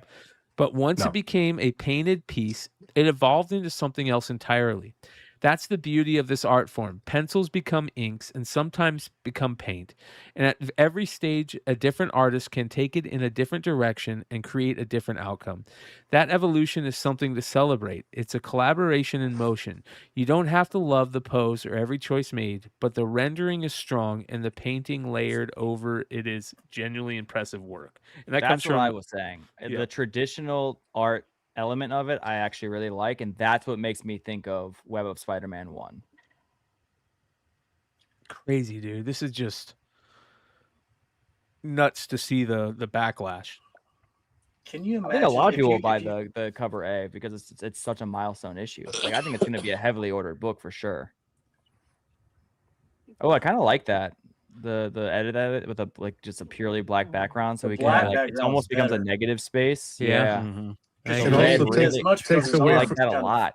Yeah, And it also takes away a little bit of the shoulders, the way he's got the fat Nate is arms. right, He's got crying the, about. So Because the night sky also the lighting. Because in the blue, the lighting just seems weird. Because it almost looks washed on the bottom as opposed to like what it's doing here on the original. I tell you what, let me just say, if John thinks it's such a good cover, you buy Mhm. 100 of these books no, and just see how many you sell for $10 at your shows. no. If Okay. I'll buy It's a piece of shit, that's 50. why. No, I'll buy 50 copies if it's done the way Davis did it with the Romita Senior. And guess what? When I see Junior, I will get him to sign every single one and then sell them. Well, I shit. guarantee you that. Oh. I would do that. So you got to pay for his signature? Why not? I don't give a shit. I like him. Was that somebody I'm who- just saying, like, Who I'm not posted all paying the covers, $10 Bry? Up I'm top, not the, paying all the $10 anniversary covers. on top of it for that. Oh yeah, This there is they are. all There it is. the main covers, yeah. Because you don't remember some of them, like 500. I don't remember at all for some reason. You don't remember I remember- 500? Dude, that's a J. No. Scott Campbell, bro. I know, yeah, but that for was a some good reason one. I don't remember that one. Of course, everybody remembers the other one, but The that anniversary 500 one, I remember. I I don't remember remember the 400. 600. Ooh. I remember because it's 400 usually- because of 400 the- Aunt May. Yeah, I remember. yeah, that the one. death of Aunt May. 100, of course. I don't remember 200. No. I don't want Mhm. to keep asking. I remember you to 700, Look at these new edits, but I did 800. like a darker one similar to what we just saw. I think that's even better as well. I think the darker is. Yeah, I agree. The darker is way better. There we I go. just sent you one with that like that, right? I think like isn't that just? I think that's better. There you go. It is There you better. go. Keep doing it. We're gonna keep working on it, and then I'll send it into Marvel. Hey, all right? somebody call Mark and see if he's got some time No. to do a Spider-Man real fast. Davis, just make your own. Don't even tell them. That's it. There you go. We That could call can it- be. You, it- they it asked you could if be you want a- to do an exclusive. The Davis Ryder It'll- exclusive is the Davis, John just put Romita yourself cancel. on there. I'll make a I say- JRJR exclusive. Yeah, It'll be, I there say you give it go. a shot, bro. I It'll would. be Everybody will hey, buy that it'll all day be- long. Look at that. It'll be a Rider Wave comic. So we don't even need permission. We'll just go forward. Look how much better that looks right there. That's It's just better. the shoulders. It's the fucking shoulders, dude. He It needs really to is. shave the shoulders. Where's that from? This who is did that? another. Bulking, man. He's been bulking. This is another Oh. person doing digital inks. Man, look at that, Alex Ross, man. The Alex Ross is great. I like the Alex Ross. I like listen, I almost like every single one of them, but almost. Yeah, look how just it's so easy. Like so much of that thing looks Yeah. makes it looks like an ad. It feels like the cards we talked about that, like how they pick. That looks like it should be in the middle of versus a how it's going magazine. to be the 1 in 25s and like Yeah. how they design it. Like, I don't know who picks some of this stuff out. Like, it's Well, just, I want to continue with Marvel because it gets even fucking worse, you guys. oh, boy. I got this image. I got this. I saw this tweet. One of my favorite all-time artists and people, just in general. I think he's one of the coolest motherfuckers in the world. Is fucking Greg Capullo. Like he's a metalhead. He fucking shreds guitar. Like he's just one of the best artists ever. His Snyder Capullo Batman run is my favorite Batman run, next to Neil Adams. Like he is one of the coolest people in the world. And I saw this post from him and I went, what the fuck? He goes, my longtime friend and inker, Jonathan Glapion, despite my intervention, cannot get paid for work rendered months ago from one of the big two. Hint, it ain't DC. Just outrageous, shameful, and totally unexpectable. Fucking Jonathan Glapion, Unacceptable. right? Despite, this is what Jonathan Glapion then put a post out saying, despite turning the work in before the deadlines given, 5 covers inked in the middle of drawing and inking my own book. Unreal. Think about this, you guys. This guy is drawing and inking the Shara Lee Johnson book. Good on Jonathan Glapion. I'm so glad that he's doing the interior art for that. Insane. It's so good. fantastic. It's Yeah. such a cool I love book. that book. it's awesome. And It's a great book. he does 5 covers for Marvel, inking them before the deadline, and they don't fucking pay him. What is going on here? Right? Like, this is bullshit. Everybody responded to this guy. Tons of artists responded to him. Just continuing to say, and good on Greg Capullo. I get it. Like, it's hard to stand up for somebody. You don't want to put somebody on Front Street, but at some point, you got to stand up. Graham Nolan says shameful business practice from a multi-billion corporation. I was going to Make say, this if right. I was going to be him, I'd reach out to somebody from Walt Disney, be one of the sell side or buy side analysts. They don't care. No, They don't but care. all you need to do is get one of those in there, and it makes a tweet because it will just go through because you can't have that with their earnings. By the way, big shout out to Shikari in the chat that says, don't know what's on today's agenda, but fuck AI. So there you go. Shout out to Shikari. Andy Smith says, wow, just bad behavior from Marvel. Like, this is bullshit. And again, here we are calling out Was there Marvel. anybody else that kind of came up and said, yeah, I've got the same problem? I haven't seen anybody said I have the same problem, but I haven't looked too much at it. But I wouldn't be surprised, dude. Like, Be you know hard what to I mean? imagine it's just one person, right? Yeah, I wouldn't be surprised. It How got do they so usually get bad. paid? It got so bad that even Rob Liefeld, they are getting worse and worse, a shell of its former glory. And they're fucking right. And I posted on Rob's post, I said, let the world know Marvel gives no Fs anymore. And their comics division is garbage. It's sad. It's really sad. And there's many examples where, yes, there are some really good covers in Marvel. And that's the only thing I feel like that's selling Marvel comic books these days. So shout out to the artists. and the retailers that are doing good jobs on creating, these variants, because otherwise I don't think very many Marvel books would be sold. Here's Art Thibert, another creator in comics books, saying story is slowing down just before. Oh wait, sorry, that's another post. I apologize, but it continues with Marvel just being absolutely ridiculous. And does anybody know actually how they get paid? I don't know, so I'm curious how that works. Here's what I will say.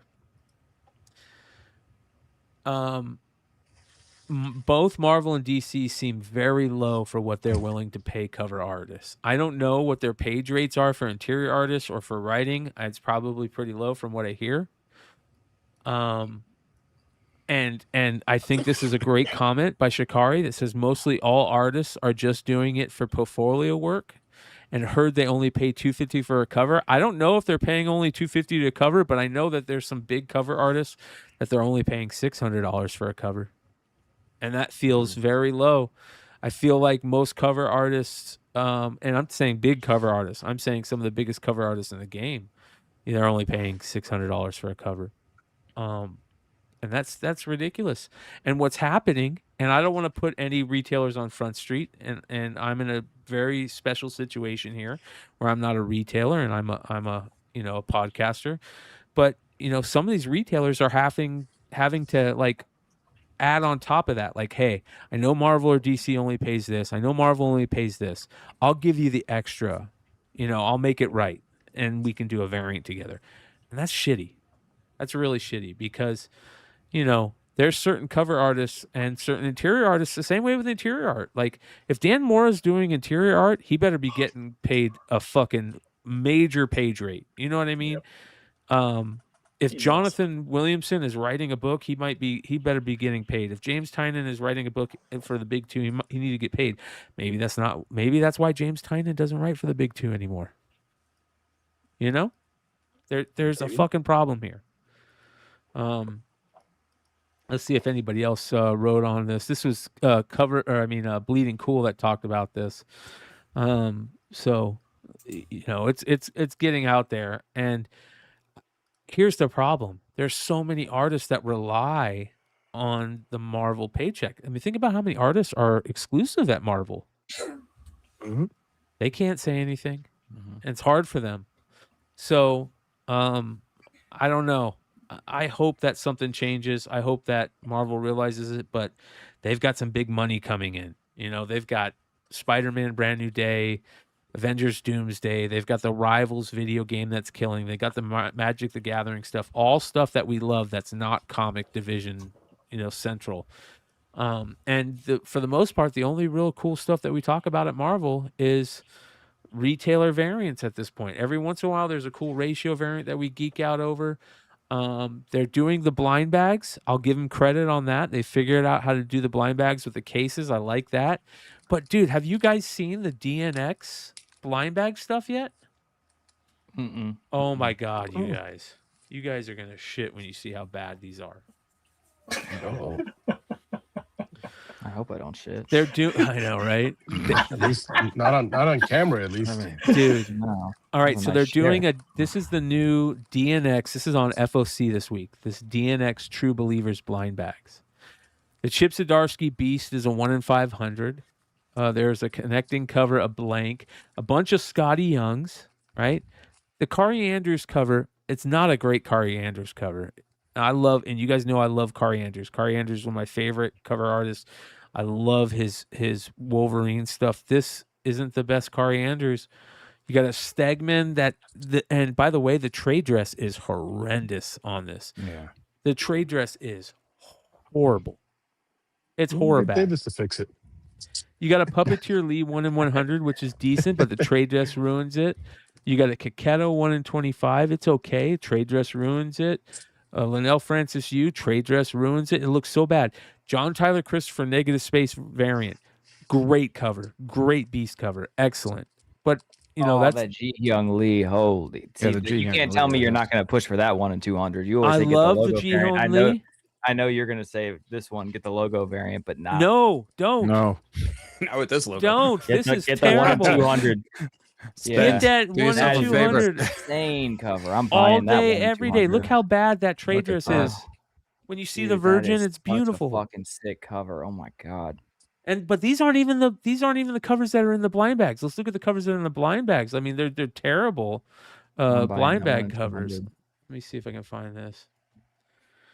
Right back. Blind bags.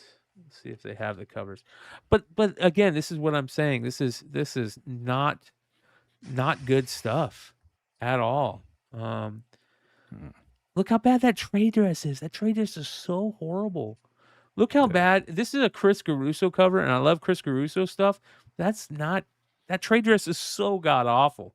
And that's a homage to that Uncanny cover. Yeah, the 281. 281. That's the series that when I put X-Men, Uncanny X-Men on my my pull list, for the very first thing I ever put on my pull list was this series, this 281. Wow. Yeah. And then you got First Bishop right after. Yeah. Unbelievable. Shikari says, I used to get $2,500 for a card art in 2016 at a gaming studio. Rates here are so ridiculously low. Funny thing is, indie comics creators pay better than the big two, especially Marvel. Yeah. Wow. Yeah.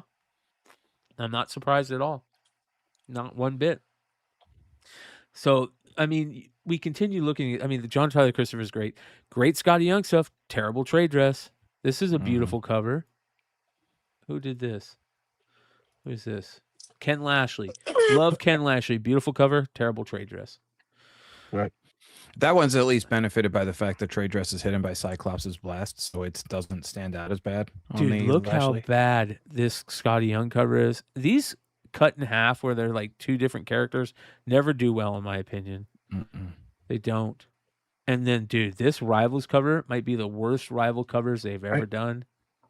I think it's okay if you're doing the how do you say, the two versions of the same character, but when you're trying to incorporate completely two different characters that don't work well in the cover, then it's a bad idea. But like if you did Peter Parker, Spider-Man one side, that works, or any character like that. But this is beautiful right here. Who's this? Let's take a look. But again, the trade dress ruins Fan it. Yang. Fan Yang killed it. Oh my god. Nice. Yeah, that looks great. With the horrible trade. Horrible trade. Terrible. Oh my god, that's so bad. Got to be the worst trade dress I've seen in a long time. Yes. Yeah. Even like, look at that. It How is bad that is. It's extremely lazy to keep going forward with that trade. Man, it's just. I'm surprised. Oh, forget it. Let me shut up. It's bad, bro. It is bad. It is so bad. I mean, that's interesting. I don't know. What is that? Jim Lee with Inhook. Who is this? Is that Jim Lee? That's supposed to be the Danger Room. One of Jim Lee's Danger Jim Room. Lee Hidden Gem. So this is old Jim Lee art that they used. Again, here's another reason, you guys. You ever wonder why Todd McFarlane's like, I don't want to sign the Marvel Hidden Gem art, or like they're still putting this Hidden Gem art out and people complain about it? Because Marvel doesn't fucking pay. That's why. That's why they got to use this old art. Bring Jim What is this, Lee like back to interior X-Men. art, and they're using it as a. It's as probably a chase like variant? like old promotional art or something. You know what I mean? or from an interior page. Do you remember when they did that with? I'll I be think right it was back. the X-Men one. They relaunched it and they put the Casada art. It was it? Well, if they were doing, remember the original trading card order that they did, where they were just rehashing old art from like Jim Lee and other big artists. I think And I think there's a trading card art. Yeah, it's trading card art, and it was like they were bringing back the 1990s look, right, with the trading card, and they were just throwing art from all kinds of artists on there, and I think they even did was it George Perez, who had already passed at the time, and they did a dozen other different big names, and I don't think anybody was getting paid for that. They were just rehashing old art. Well, if they own it. I mean, if they own the property, it's I know. But I'm with you. This is going to the point he was making, where if you brought it to a show, some of these guys are like, "Man, I never got paid for that, so I'm not signing. I'm not signing it." Well, and I do think that was always the good thing about McFarlane when he was at CGC. He would tell you exactly, like, "Hey, I will sign this, this, this." Yeah. He did a whole YouTube video of a laundry list of books Don't ever ask me to sign. I'm not even. Yeah, I don't blame him. Yeah, I don't blame that's him. fine. You know, he said if it's not my character or I didn't actually do the cover or whatever, I'm not Yeah. interested in signing. And Yeah. it's nothing personal. Yeah. He's just like that's just I drew the line on there. That's it. Nothing wrong with that. no, I agree. Well, you guys thought Drama Alert has been bad up to this point. It just gets worse and worse and worse. Kevin, what did you do? But how can it be worse? This one's on me. Well, I'll hey, take the rap on this one, Nate. This is where the Mets fans get. Hey, you did say Oreo. Kevin. You did say Kevin, which I think is interesting. Even though you're not talking about that Kevin, we're talking about the other Kevin, aka Epic Nation, aka Baliram Ram. That's his real name? He goes by Kevin. He sometimes goes by Kevin. And bro, this guy. Sometimes I go by Kevin, but it's when I need cash. This guy has continued to just catch the heat, right? And we've seen So this he's recently, inside the house. right? We've seen this recently. This is the Collector Brooklyn on IG that kind of brought us back into the whole Baliram Epic Nation stuff again. I hope Nemesis Prime is watching this because he has hated this guy for Bro, so long. And he's listen. called him out for years. Yep. Check this out. So this is the Collector Brooklyn outside of Baliram's house. Oh, guys, there's a scam artist that lives at this building. His name is Bala Rasha. He doesn't even say his name right. He doesn't even say the name right. Every time it's different. You watch every video, he says his name differently every video. Russia? He steals people for their steals collectibles people. and collects He and steals their people. watches. The guy is a scam artist. I am on live stream right now showing this. So this way he don't claim. So here's the worst part. This is his neighborhood. Look at what's in his neighborhood. Guys, he really did something over. All over in the neighborhood. This isn't. I thought these were wanted posters that were put up by Brooklyn Collector. Nope. This is wanted posters put up by other people. He went into his neighborhood and there's wanted posters or little things all over the neighborhood saying scammer alert. Kevin, aka Epic Nation, with his phone number. Check this out. Guys, he really did something over here because, guys, there's flyers everywhere of this guy. Ooh, and I'm in the corner of his house. I'm just looking at this. This is amazing. There's a Detective Brown at 106 Precinct that is building a case on this guy. And at the 61 Precinct, there's a detective also against him also. And his name is Detective Kennedy. Let's get him. So, guys, what did he do? How many people? What did he do? Well, we know what he do. He ripped off the fucking lot of people, bro. Not only did he rip off a lot of people, he went to jail for it because he just got fucking bailed out on 7 counts. There was like multiple fucking fraud, theft, all kinds. He got arrested. They put him in jail. And now his wife is on fucking blast. They're putting his wife on blast because she helps with the fraud and the theft. We've seen her in a lot of the whatnot sales. She takes part. You know what I mean? If you're gonna take part, hey, you fuck around and you find out. Listen, here is the fucking the lesson. The ultimate lesson tonight for Comic Book Drama Alert, you guys, is you fuck around and find out. Multiple times tonight, we're going to talk about you fuck around and find out. And there's a situation where you fuck around and find out, you mess with a scammer, you fucking take part in scamming, and you're gonna find out. And she's finding out. Now she's on blast. This dude got straight up arrested, like 7 counts. Let me go find our boy Sean, aka Hell Destroyer, who put out the post that we saw on Tuesday night, which was very interesting about this whole thing. Let me see if I can find this. Is this it? Who's gonna get? All right, here we go. I fucking love Sean. Sean, Hell Destroyer Comics, one of my favorite people. Who's gonna get it? You know who's gonna get it? You know who's gonna get it and got it? Baliram Ramkisson, aka Epic Nation. Who's gonna get it? 7 counts, arraigned, grand larceny, petty larceny, and check fraud, I believe. Oops. I think Nick GQ might have been right all along. Oh my gosh. Whatnot reinstate Nick GQ. Whatnot reinstate Nick GQ. So I will say the best part about this guy with Sean, if you actually ever want to see him, go to CBS Sports where he heckles Phillip Rivers so badly. They throw him out of practice. Yeah, you're right. You're right. I mean, and they had a whole article about him. Like, this guy loves the Chargers. I'm like, he won't let it sit. Yeah. So we've got Nemesis Prime saying, I've been saying this for years. Clearly I was right to push on the gas. Nerdy Girl says, whoa. Let's not get too crazy here with Nick, but I'm fucking happy to finally see this guy getting some consequences. Holy cow. Didn't she have a deal with him and she lost a lot of money? Oh, yeah. Nick GQ says, sad part, he has zero money and none of these victims will ever see a penny back unless the state compensates them if he is found guilty. Jeez. Dude, it just continues going.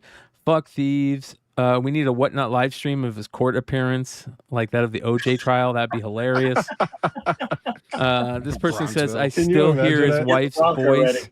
It's nightmarish, his wife's voice. Suicide level. We have bangers. Like people are waiting for this guy. This guy, how long has it taken? It's probably been like 7 years for this guy to be caught. Shout out to Anazuo Art on the post. This Brian, dude.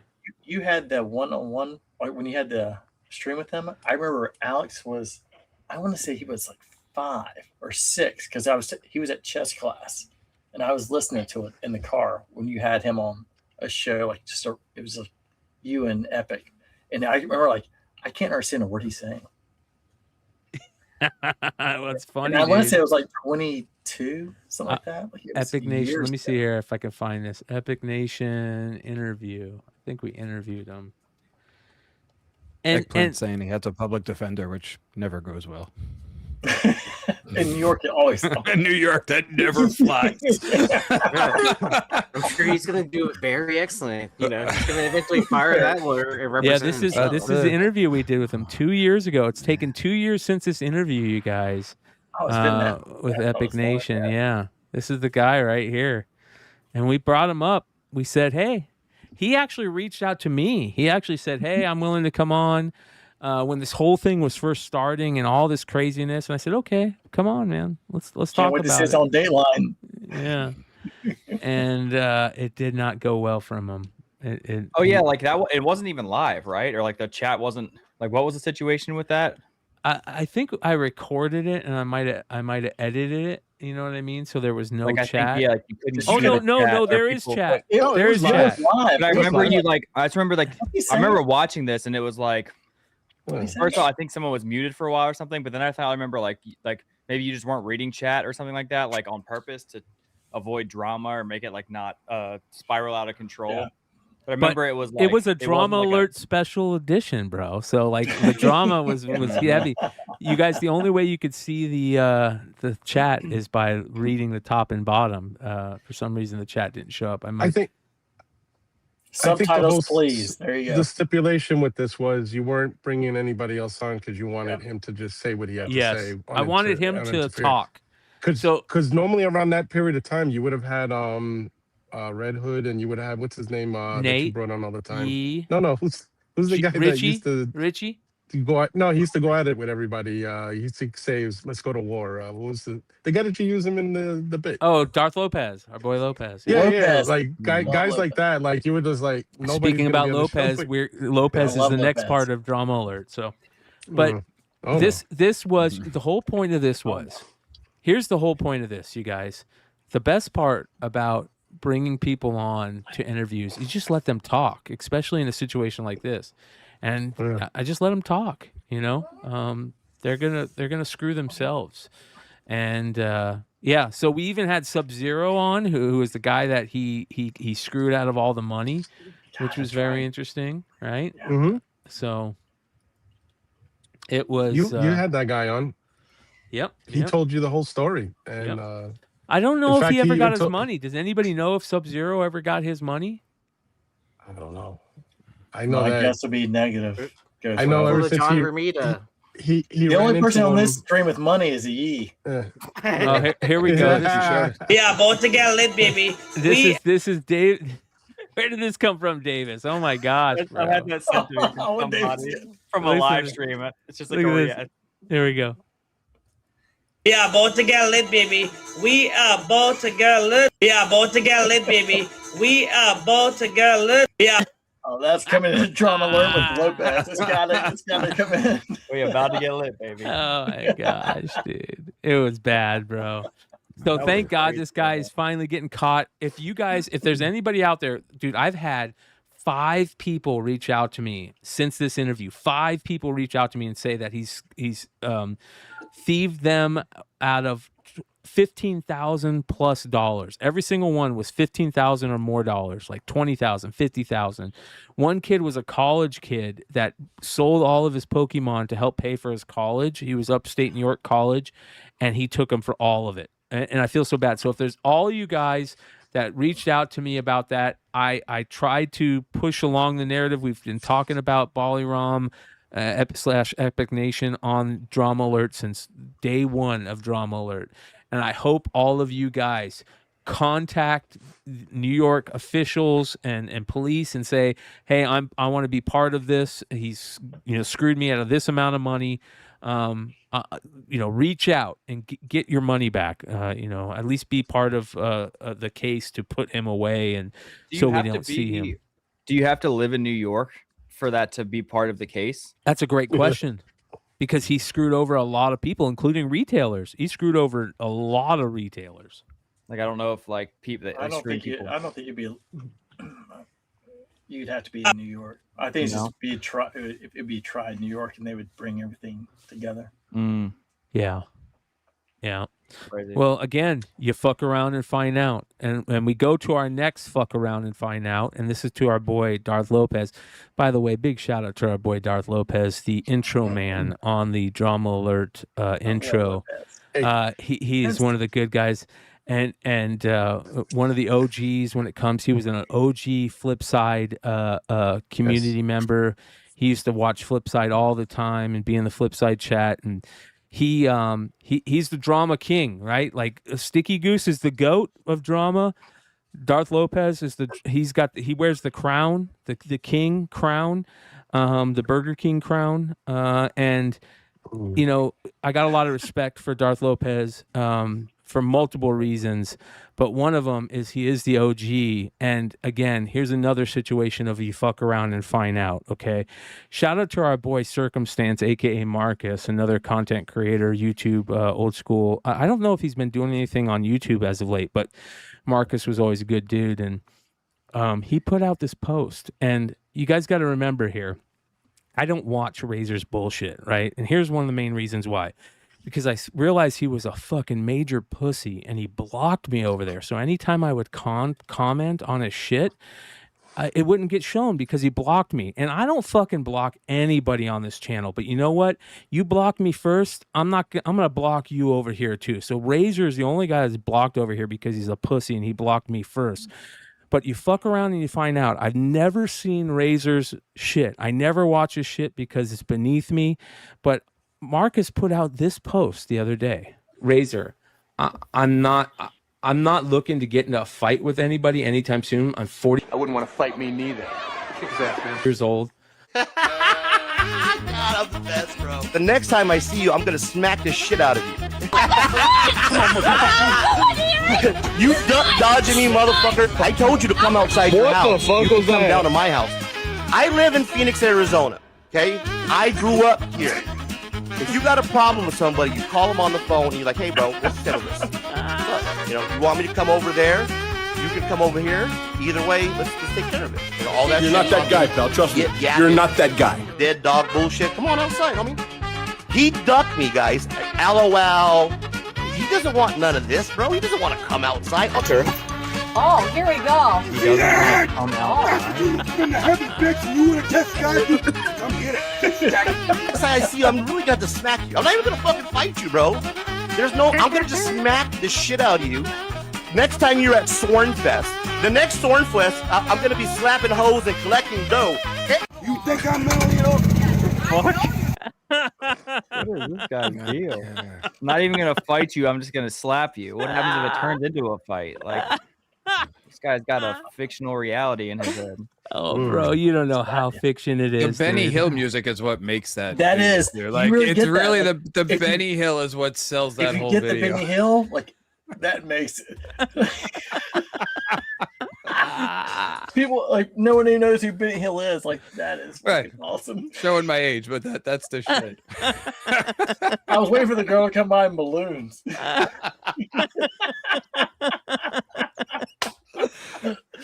Bro, Oh, God, bro, that's here's the funny part about this, and I want to repeat this.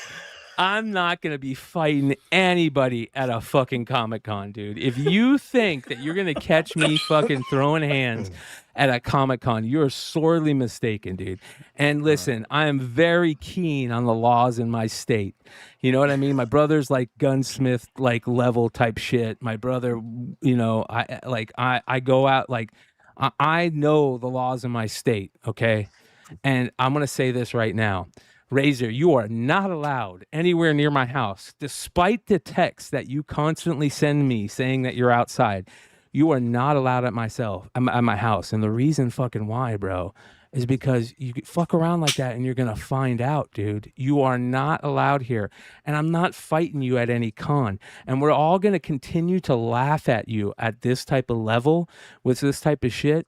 Nobody respects you, bro. There is literally nobody that respects you that I know of, that I can even think of.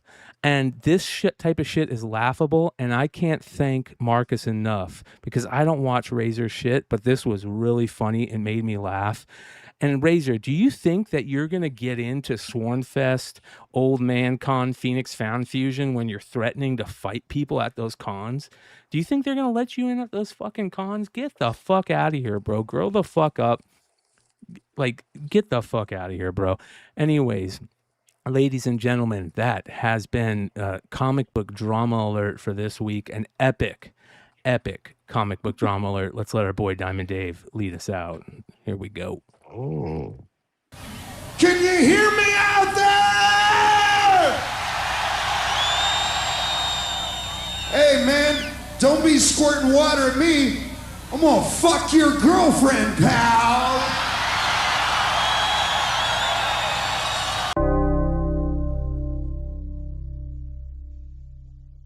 Oh my lord. Fucking Modern Comic Mayhem in the books. Fucking tonight for sure. What a great talk about a really stacked drama alert. There was even more. Thank you, Davis. I know, right? The Rob cover. Yeah, What right? did I do? What are you talking about? There was even more that I was willing to get into, but then I realized like we're 2 hours in and we got to get through FOC and other shit. So Pretty smooth, Beavis. pretty smooth, Beavis. That's for sure. Hey, All I right. got a quick question. Anybody? Is this one of the chase books? The ROM one shot? That is It the is. chase book. That's from Yeah, I just pulled it just Retrospect. now and live on the show while you guys are talking. Actually, you know what? I Yeah. did forget one. Is well, well, we'll It get is. into Yeah. it next week. Rom's return to comics, or Yeah. moving to the Energon. Yeah, universe. Yep. Yeah. You want that Oh, one, the shit. Mask Origins, and there's one more. Look, Alex Holy It Lodemeyer was the says. issue 2. Alex Lodemeyer Pretty says. smooth, Beavis. Come on, Brian, more.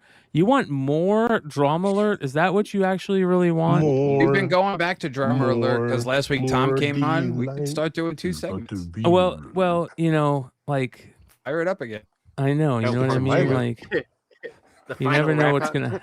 gonna, you never know what's gonna happen if you get into drama alert, right? I got at you, McClay. I hope this makes your come drama, because these dudes, goofy ass dudes. Into the news. Into the into the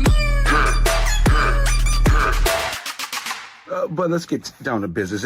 We're not done yet, ladies and gentlemen. We're gonna get right back into it. Over. It's not Should just over do until we say every it. drama alert segment. Is Just JRJR coming on keep this people on one? their toes. I know, right? I know, dude. I mean, it gets worse. Okay, check this out. So this is very interesting. If you ever have a problem with PSA, document that shit. This was very interesting. So as you guys know, PSA is like not taking major submissions. They're only doing regular and the big cost submissions. They're not doing any bulk submissions anymore. Well, this was very interesting. This was again from Brooklyn collectors, the different Brooklyn collectors, but sent in a huge PSA submission for Pokemon. Now, I want us to talk about this. This is how you document a PSA submission. So it says, this post is sharing my personal experience with PSA and submitting a card recently that resulted in substantial monetary loss. In no way is this targeted at PSA in a defamatory manner, and all photo and video evidence provided is sharing direct before and after pictures that I was sent of what I sent in versus what was received. Now, this is how you want to document cards, you guys. This is the way to do it. Here we go. So he shows the initial card. This is the imaging of the front prior to submission. The attached photographs are original, unedited. They are presented for authentic representation of the item's condition and are intended to serve as evidence of any legal dispute or resolution case. Now, if you send these to PSA before, that might be even crazier. Like I'm going to send this in to PSA and just so they know, I know what these cards are, right? And what I'm sending in. He takes a back of the photo. He takes a video submission, right? So there's a video submission. There's a front and back. He takes out the card, everything, okay? He says, good afternoon, Pokemon community. This is a truly heartbreaking post to make after 7 wonderful years in the hobby, having handled cards of all calibers. I was recently involved in a PSA card mishandling and treating my card with a negligence, which resulted in great monetary loss for myself as a collector. This was a card that was in my personal collection and very rare and unique. A 2009 Arcturus design contest consists of 7 unique cards illustrated by winners and kids who submitted their entries into a promotional illustration event held in Japan to celebrate the release of the 12th Pokemon movie. Currently confirmed and up-to-date numbers show that there are only 100 copies of each card created, and grading reports show that less than 50 of each have ever been graded. It took me personally 3.5 years to source a copy in what was rated as near mint to mint condition. I'm absolutely still shocked and in dismay of how my card is in the shape. I am pleased to say that at the very minimum, I have made a common habit to image any card over $500, as it is a safety net for myself, either when selling or even submitting cards to any grading company for that matter. So he basically talks about it and everything that he sent in. Look at this difference in this card. So submission received. Name and submission received, so he keeps track of all this. Look at what he gets back. Look at this fucking damage on this card. You see that crease across the thing? This is crazy. Oh, yeah. Look at that. Oh, shit. Look at that. Oh, wow. It's like a knife indent from like cutting open a box or something. Almost, right? Unfucking believable. Whatever it is, they fucked up. And it says here that PSA, I will only be speaking, it says here, I am pleased to say What does it say? All I can say is that I'm very glad I did take all the, the videos and stuff. I recommend these types of precautions to every vendor, seller, and grader in this hobby, and hope my burden serves as a lesson to everyone once again in this hobby. First, the deoxys, and now this PSA card. I will only be speaking directly to representatives over email or my phone number on file, and be looking for restitution in the monetary loss of the value of the card and not coverage per tier. This isn't a card that's value was able to be dictated at the time of the submission, and paying $2,000 to grade something to get insurance coverage to $50K on a hypothetical value was out of the question, not having supporting evidence or documentation of the value to back it with. I will be tagging the following outlets to spread awareness. So the card was a $50,000 card that they fucked up. Is that what I'm hearing? If that's the case, that's a fucking problem. He paid more to get coverage up to $50K. Okay. Yeah, so he's describing the tier, the insurance values that PSA has that that tier that he spent. Unreal, dude. Right, but he was saying he didn't get the insurance, right? I think that's part of the. Yeah, he said he debate, 'cause couldn't if had- justify spending the right. 2K to get the 50K in insurance. So he had no insurance on, or Right. at least to the value he thinks it is. That's bullshit. Because it's Yeah, that's bullshit. They fuck you over on that in that case, right? They really do fuck you. Yeah. So, I mean, again, continue with the card stuff. The card stuff is absolutely crazy. And speaking of card stuff, check this out. Fanatics comes in right after stealing everything that they did from Panini, running through the lawsuits, saying we're going to own it all, do what you fucking want, you can't stop us. Well, then they go to these breakers, right? And this is fucking criminal. So check this out. So you guys all know the story of Fanatics. Fanatics was the clothing merchandising brand for all the sports companies. Michael Rubin owns Fanatics. Major multi-millionaire, maybe close to a billionaire. I wouldn't be surprised. They take over and buy Topps and all the Topps brand. Now, there's only 3 brands of cards out there. There's Topps, Upper Deck, and Panini. Then Fanatics goes and buys Panini. Now they own 2 of the main brands. The only brand that Upper Decks does is hockey and maybe some IP-based stuff. Sometimes they'll do Marvel. I don't know. I think Topps is doing Marvel now, and if I'm not mistaken. But so they have Batman. DC. Okay. So Fanatics owns the two of the 3 main card companies out there. Check this out. This is what they're doing to breakers now. They go to these breakers, they shut their fucking accounts down on TikTok. And then they call them right after they have TikTok shut their accounts down. And I have verification from TikTok directly that the NFL has a back-end login to be able to go view the content that is on TikTok to see if they want to ban your account. And then guess what? They're back selling fucking Fanatics under wraps products instantly. Why? Because I also know that those breakers got a phone call from Fanatics saying if you will break our products, then you can get your TikTok account back. What the fuck, dude? Wow. Holding them hostage, huh? Wow, that's crazy. That's like to blackmail.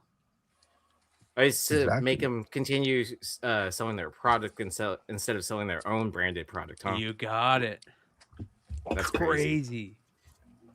That's fucking criminal, right? And for you guys to sell your soul, and I'm talking to every one of you breakers breaking Fanatics right now, for you guys to sell your soul to the devil, shame on you. Shame on you. And you know you're watching. Bro, that shit's But crazy. that's what true. cards is now. Is legalized. It's all it is gambling. The worst thing that has ever happened to sports cards is Fanatics. Dude, I can't even buy sealed hobby product anymore without spending like an arm and a leg. Now it's Honestly, you need the whole industry to crash. You really do. So the best thing that actually ever happened. Oh, you got the Mask of Origins? Fucking show off. Dude, I'm gonna be honest with you. I think I had like a hot thing because look, I pulled 2 of the ROMs live, and I pulled so far 4 of the gold. I think it depends on where you got your Oils. bags. Yeah, I heard there was a And- lot of problems. Speaking of Because drama, there's not alert, a lot of I there's heard not the a lot. collation was awful. I on heard it this was 'cause we had terrible. 60. Yeah, I didn't get That's- one ROM. So book. John, I need a Not for couple me. of blind bags. Yeah. Mine were not like that. So I'm not sure. Are these gold ones any good then? The Origins? Yeah. Yeah, so that's an origin story about how Mask comes to thing, and it ties into G.I. Joe. So Okay. it was actually a cool All right. story there. Very It's good. separate from the Mask #1 that they released. It's a totally different book. Well, a couple of things that we do got to talk about, John. Like, we haven't heard much from Mike Mayhew as of late, and I hear Mike Mayhew's whatnot sales out have not been going travel- well, if I'm not mistaken. He's out there. Can't believe She's traveling the world. That's why. Is that what he's doing? He's making all this money on all of us. You'll have to ask Well, Sean on Tuesday, Brad, because Sean did a cover with him. I'm curious. He doesn't have to how be it there did. during the sales. I don't think I'm not if I'm not mistaken, I could be wrong here, but I think Sean, the only reason Sean did a cover with him is because he went in with 616 on a cover, and but I would be very surprised. I would love to know from 616, Sean, any retailer out there, are you guys working with Mike Mayhew in the future? Because here's the funny thing. He said he was trying to get through all the middlemen but he still has middlemen because he doesn't even sell his comics, right? If I'm not mistaken, he has people selling his comics. Check this out. And they are raping their fan base. And explain what I'm going to play this real quick. What is this video of John? This was a live sale that happened a few days ago, I believe. I was watching it. I'm always intrigued because ever since this guy caused so much, commotion over some of the statements he made, how he doesn't need live sellers and live streamers or retailers or Comic Cons. I said, now I'm intrigued. And so I watched some of the live sales. And unfortunately, I'm surprised I haven't been booted or blocked yet, but I have made some comments. And it's usually I'm not trying to drag anybody live because it's kind of disrespectful, but I do kind of chime in with a few things. They make these comments, the sellers I'm talking about, like this guy, and he goes and says, like, this particular book you're showing, he says that it's $1,000 retail book, right? And so, of course, because I had the time and luxury to go to eBay while he's doing this, I go to eBay, and then a sale that literally happened like less than a week ago for the exact same book, also CDC 9.8 with a Destro remark and signed, sold for, I think, $175 or $150 on eBay. You can look it up on sold listings right now if you want. And he's telling his followers on here that it's $1,000 book, and he's throwing a gift out there for $500. So the guy, there was a particular buyer there. I'm not going to say his name because I don't know if that's what he wants, but he must have bought about 10 slabs while I was watching this show. So I DM'd him directly, and I just said, dude, you have to stop. You have to look up sales on these books. You can get the exact same books, and this is not, again, you're not buying a raw book where there's hearsay that I met Mayhew somewhere and got something done. They were yellow label, witnessed signatures and remarks, same exact as the one this guy's selling.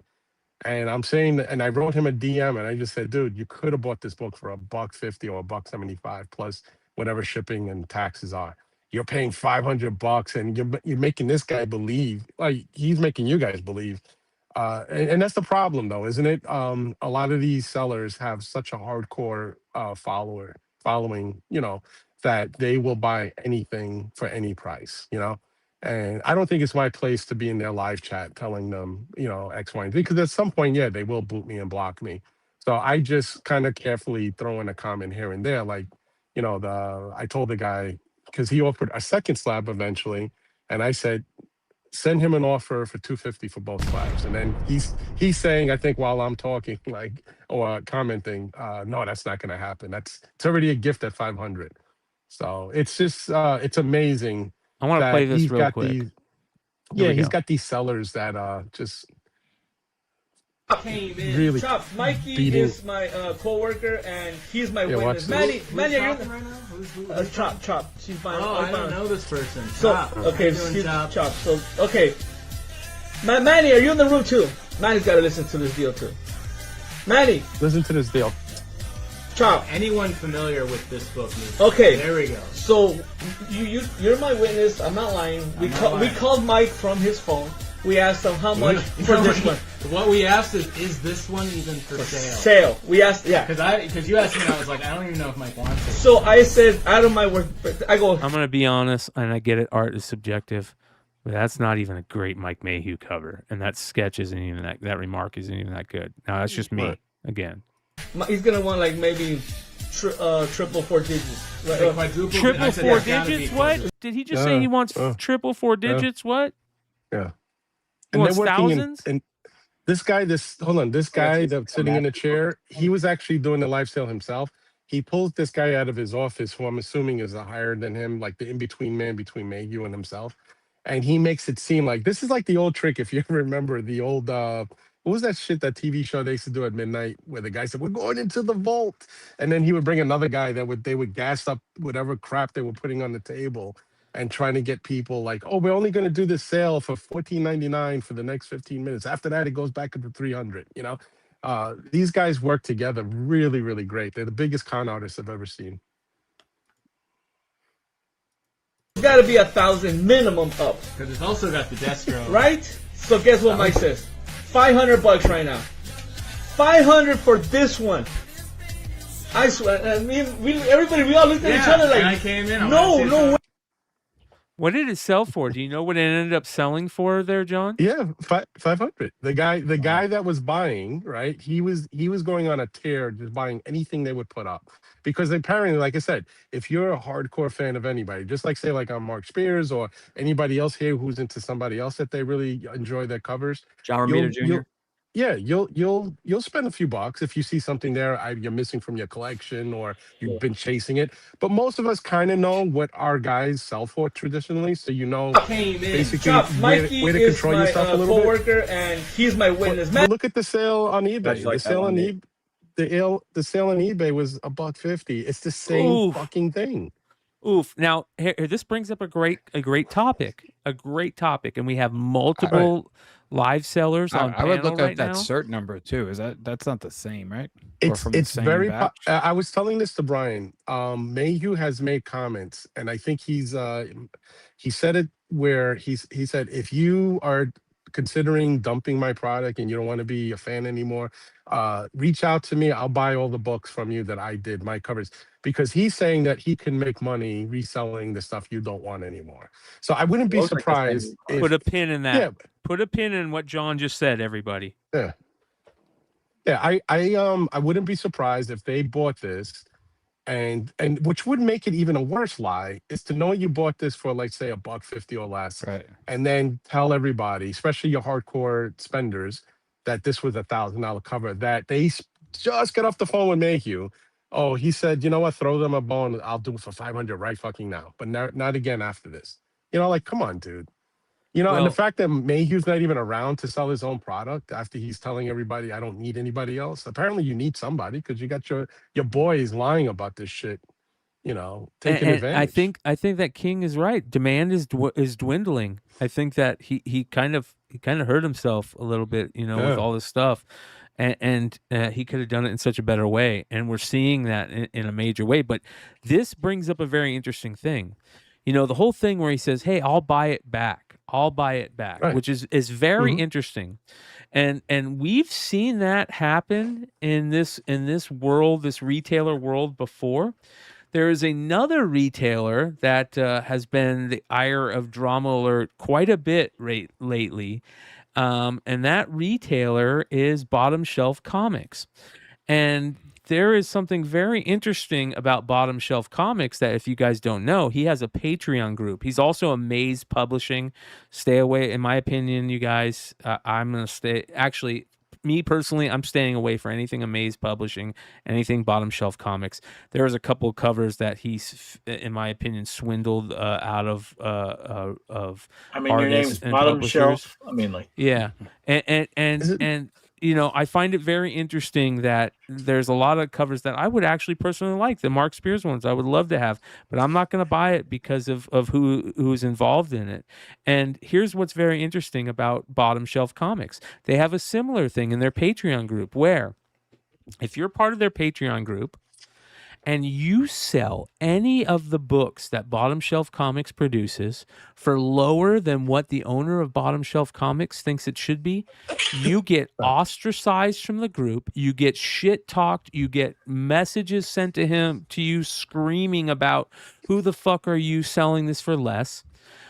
He's got these different type of things out there saying that you have to sell it for this, you have to sell it for that. If you don't, we're gonna ostracize you. And here's some of the prices. Look at some of these prices on some of these bottom shelf books. When people realize that it's not true what these things sell for, or the type of scam this guy smells like he's playing, they don't sell. And I bet that Bottom Shelf Comics went fucking crazy over some of these sales prices and kicked a lot of people out of that fucking Patreon group for that. Now, here's the question that I'm bringing up, because we have a lot of, retailers in this panel tonight. We have a lot of online retailers, live selling retailers. Do you think that it is okay to is that kind of creating the market? Is that the pump and the without the dump? Like, what is your thoughts on that? To tell somebody that, oh, you better sell it for this much if you ever sell it. I think that's wrong. I think that's very wrong. You That's get no mad longer your book. what somebody does once it's their book. You got it. You got it. You got it.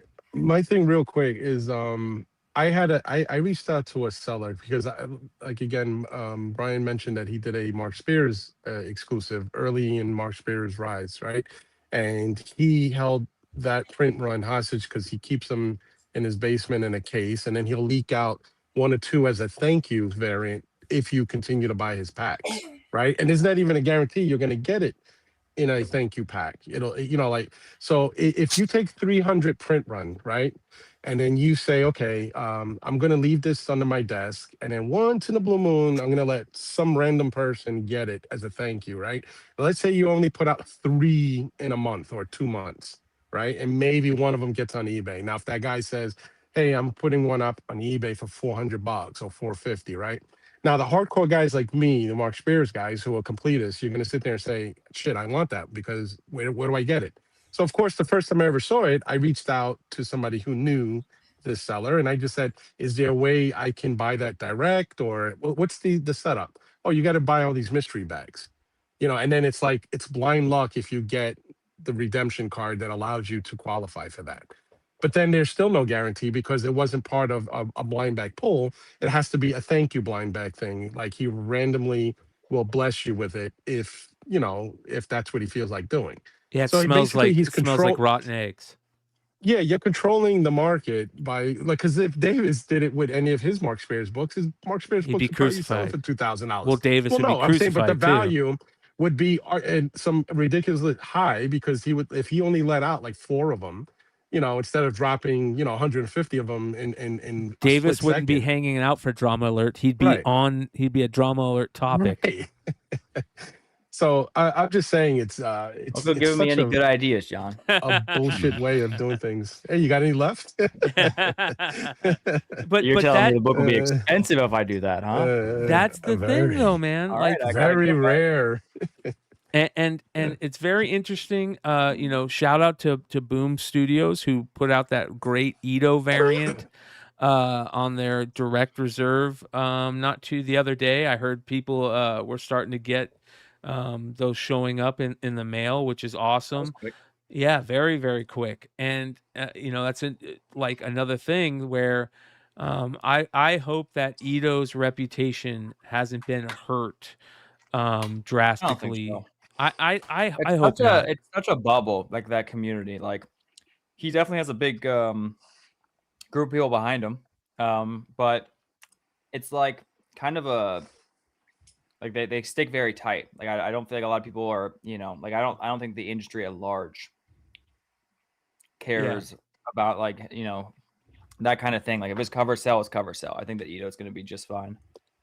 I hope so. I really hope so because Ito is an amazing artist. Like we think very highly of him over here, and I would rather see Ito fans be able to get his product rather than hoping that if they spend $200, $300, $400 a pop that there's a chance they're going to get it.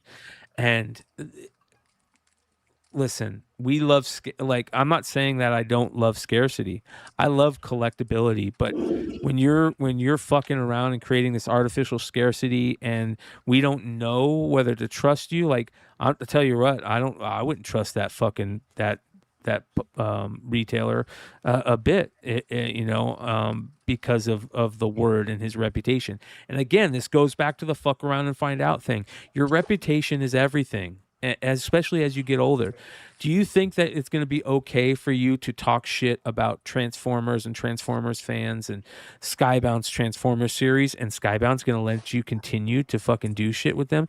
Do you think that you're going to be able to talk shit about anybody else that did an Ito variant and all those publishers that did Ito variants, Boom, Skybound, Dynamite, are not going to be like, dude, we're not fucking with you right now. The way he talked about Dungeon Crawler Carl fans and the community and the series, you think Vault's going to fuck with you? I'll be honest. I get it that it's about money at the bottom line for a lot of these publishers just to even stay afloat. But I would hope that they would see their reputation as being worth more to them to allow somebody to talk shit about them and to like cause so many problems and continue to work with them. That's what I hope doesn't happen. Vault and Skybound and Dynamite, they have way more respect from the community over the years of doing good things than, Hey, do you guys want to see the Mass 2 preliminary Itos? Yes. Okay, hold on. Yeah, send them to me. I'd love to see them. I'm gonna bring over. Hold on. That being said, there is a couple other interesting things for Drama Alert. A lot of drama tonight. Yeah, there's so much drama tonight. It's been a busy week. Did you guys This see is this? like an anniversary episode. Speaking of Shohei Ohtani, remember when we talked about this card not too long ago, the David Cho art card that he did, where he turned Shohei into Absolute Batman? Mm-hmm. This card sold for $700,000 trade in cash. What? Inside the $700,000 trade, at the center of the deal were David Cho and Stay Fit Field Trip founder Josh Seigel. The final transaction was valued at roughly $700,000. Cho received approximately $500,000 in hospitality experiences and destination property access, along with roughly $200,000 in high-end graded sports card. In return, Siegel received a hand-painted one-of-one David Cho artwork, painted Shohei Ohtani 50/50 base card, along with a portfolio of Cho created cards, artworks, and collectibles. Absolutely crazy what some of this shit is selling for right now. You know what I mean? This is why you could put your Ohtani refractor up for 10K, because somebody with like some kind of crazy thing will just. And the thing about Ohtani too is he crosses countries and like he's an international superstar. So even if it's not somebody domestically, his Japanese fan base is so big that somebody might throw 10K at He's that a card just to have worldwide sensation. What do we got here, Nate? You got little guy. Hey, Yeah. Alex, can you wave? It's after midnight in New York. Yeah. So happy Father's Day. Well, mommy's in Dallas, so it's All right. boys Hang out with weekend. Pops. Doing Day. the job. There you go. There we Living go. his best life. So I believe this is actually. I the did cover. see that one. Nate. You Wow. bought that, bro. Look at that. Unreal. So I will tell you, I think there's a better one. So hold on. Ito did post that on his Is it IG, is it- I believe. Is it better than my foil Rom #1? I don't listen to Yankees fans, so just. So I'm gonna give you the best one next. So this is Oh my fine. Lord. Oh, wow. Oh, cool. Look at that.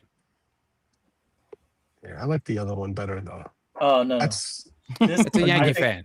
That's Yankee I perspective. think this should have been it. Them pointing the gun. Oh, look. And the hand on the helmet that Yeah. way. that's awesome. Yeah. Davis, and let the- me know when we want to do a cover. Yeah, no, I'll get on that. I'm sending him a message right now, actually. That is a picture. Hold on. I That's a think that- picture. No, Nate. That's a Yeah. picture of a Met fan on the edge right there. Look Buddy, at this. That's You gotta That me. swap out cover- the helmet for a Mets hat. That's me every day. That's me every day. Look how good that cover looks, dude. I That's tried to unreal. get the That's art. amazing. That I is tried to great, get Nate. the Congrats You on got that. the prelim, though. Yeah. It doesn't matter. The prelims are just Yeah. as cool. Yeah, but I want to I'm trying to get that one right picture for back there. Hold on, where? Hold on, let me bring it up. Right above the poster, or yeah. Right. Yeah. Get rid of it. I don't know what it's going to be, but at some point it's going to be. It's gonna have the colors that could actually hit the Transformers, G.I. Joe, like the '80s stuff. So Yeah. real quick, hey Nate, what Yes, sir. you were holding up? That's not the actual cover. That's the prelim to the Prelim. cover art. Prelim, yeah. So Okay. all He does three of these- prelim sketches. Probably the Yeah. underpainting. No, Yeah. because it looks identical to the actual cover, though. That's the thing. Well, Yeah. so for example, Yeah, he uses that, and then he does an underpainting with it, and then he transfers Right, it right. and paints Okay. over it. So this is Awesome. his Nice. Corpse Night variant, and you can see there's the prelim. It's crazy. I was just talking about for Corpse Night. I feel like there hasn't been a lot of retailer exclusives, but it's been like a really talked about book. Bro, Kind of and usually the when a book is retailer- super talked about, there's a bunch of exclusives, but it's kind of been the opposite for this book. And this book is sick. It's a good read. Well, the retailer exclusives far. that have been out for this have been really good too, which is rare. You know, where the Mhm. majority of them are good. So yeah, I love Hey, this series. just- it's hey, great so far. Brian, just so the 1 in 10s for Van Gorman. Oh yeah. Oh nice. Oh, that's the cereal box covers, right? That is. Yeah. Nice. Oh man, that's cool. You got them. You got them all? Yeah. Well, I got the first 3. So nice. You got some cool ones though. So one of the the Lucky Charms biggest might be the best one, right? I'm sorry, Brian. No, it's okay. One of the biggest like scams going on right now is happening in shipping departments, whether it's the post office, UPS, FedEx. You know, we have a lot of these collectibles that are being sent through the mail at crazy rates, right? I mean, some Pokemon cards, $50,000, $100,000. Like, I can't believe the amount of money that is being spent on Pokemon cards these days that I would never pick up in a million years thinking that they were rare or expensive. And I'm talking like, just multiples $50,000 cards and PSA 9s. You know what I mean? Shit like that. And there's a big problem going on in the world of shipping, right? Check this out. The truth is, it's not safe shipping your cards anymore. $20,000 stolen. This is basically $20K now. This is close to probably like $40K now. It's crazy. Which is why we created a theft report on refs. You enter your cert number, you pick what category your TCG's in, the grade, and etc. It's gotten so bad that somebody created an app to track all the theft in, shipping items. I just shipped out today.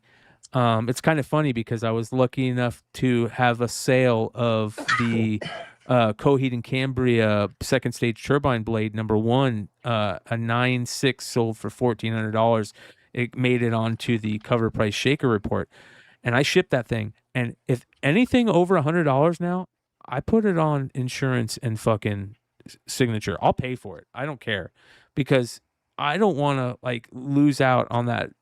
Depending on how much I'm into it, that book, I was into it for nothing. So you're goddamn right. I'm going to put insurance and signature verification on it. Even with that, you still might get screwed. Highlight what happened, what platform, and the date. Add some evidence because we know some people might be filing fake reports, so make sure this is inputted. The point of this feature is, instead of just posting on your Instagram story once saying you lost it, now we have a repository where all stolen goods are seen and visible, where we can start pointing to local card shops or even card show organizers to say, hey, these are stolen goods. Well, not only that, if you get the data, why is data so important? Because it tells you where the problem is. It could tell you, oh, you're having all these stolen reports from this USPS office in this city. There's somebody there stealing. Like, that is the problem. And I don't know about you guys, but I've had multiple packages sent out that never got to their people, even though I have a thing saying I dropped it off. You know what I mean? And trying to get that money back is a nightmare. And most of us just say, you know what? I'll take it as a loss, and I'm just going to refund you your money. It's shitty. Yep. Share your information freely. I don't know what the name of the app is. Let's see here. What's the name of the app? But I love this type of shit because it is sharing your information. What's your refs? I don't know if... Yeah, what's your refs? It sounds like the name of it.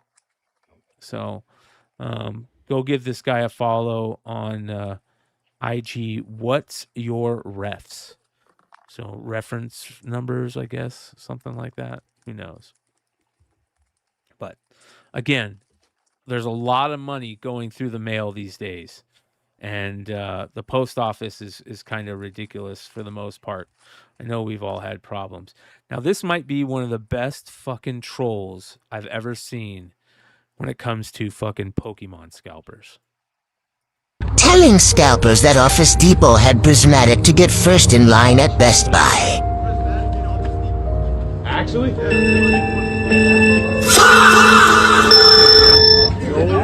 so many. This super person, y'all want to go? So these two guys walk up with 3 boxes each of prismatic in their hands, saying, "Home Depot next door has them for super cheap," and they're telling everybody in line. There's like 20. There's a full rack. Look at all the people running to get there. And they all run to get there. They leave the line. And it was all bullshit. But they've got a chair there, so the chair holds the spot. If you're not fucking there, fuck off. I don't believe in that chair bullshit. That Hey, chair man, bullshit. You leave. Yeah, I watched the Pokey Streets, man. These guys, the chair is some kind of invisible fucking human being in there. I see that too, and that's such bullshit, dude. I don't care if you got a chair there. If you're not there,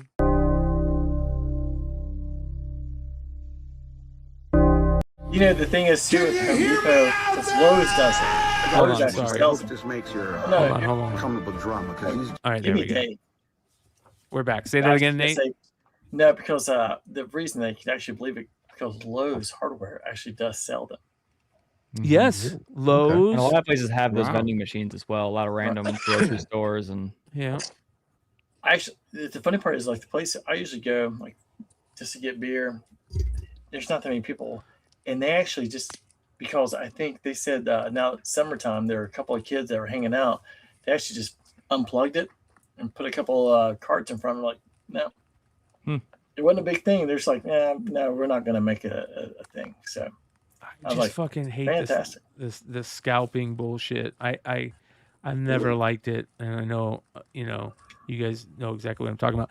All right, now here's an interesting one. Buying subs. Now, not only does it happen on YouTube, you have subs and views, and people can even, from what I hear, I've been accused of buying live viewers and sending them to another channel. Can you imagine spending money on live viewers and sending them to another channel? Like, why would you do that? Like, if you're gonna buy viewers, you're gonna send them. You want to gain off of that. Like, what the fuck?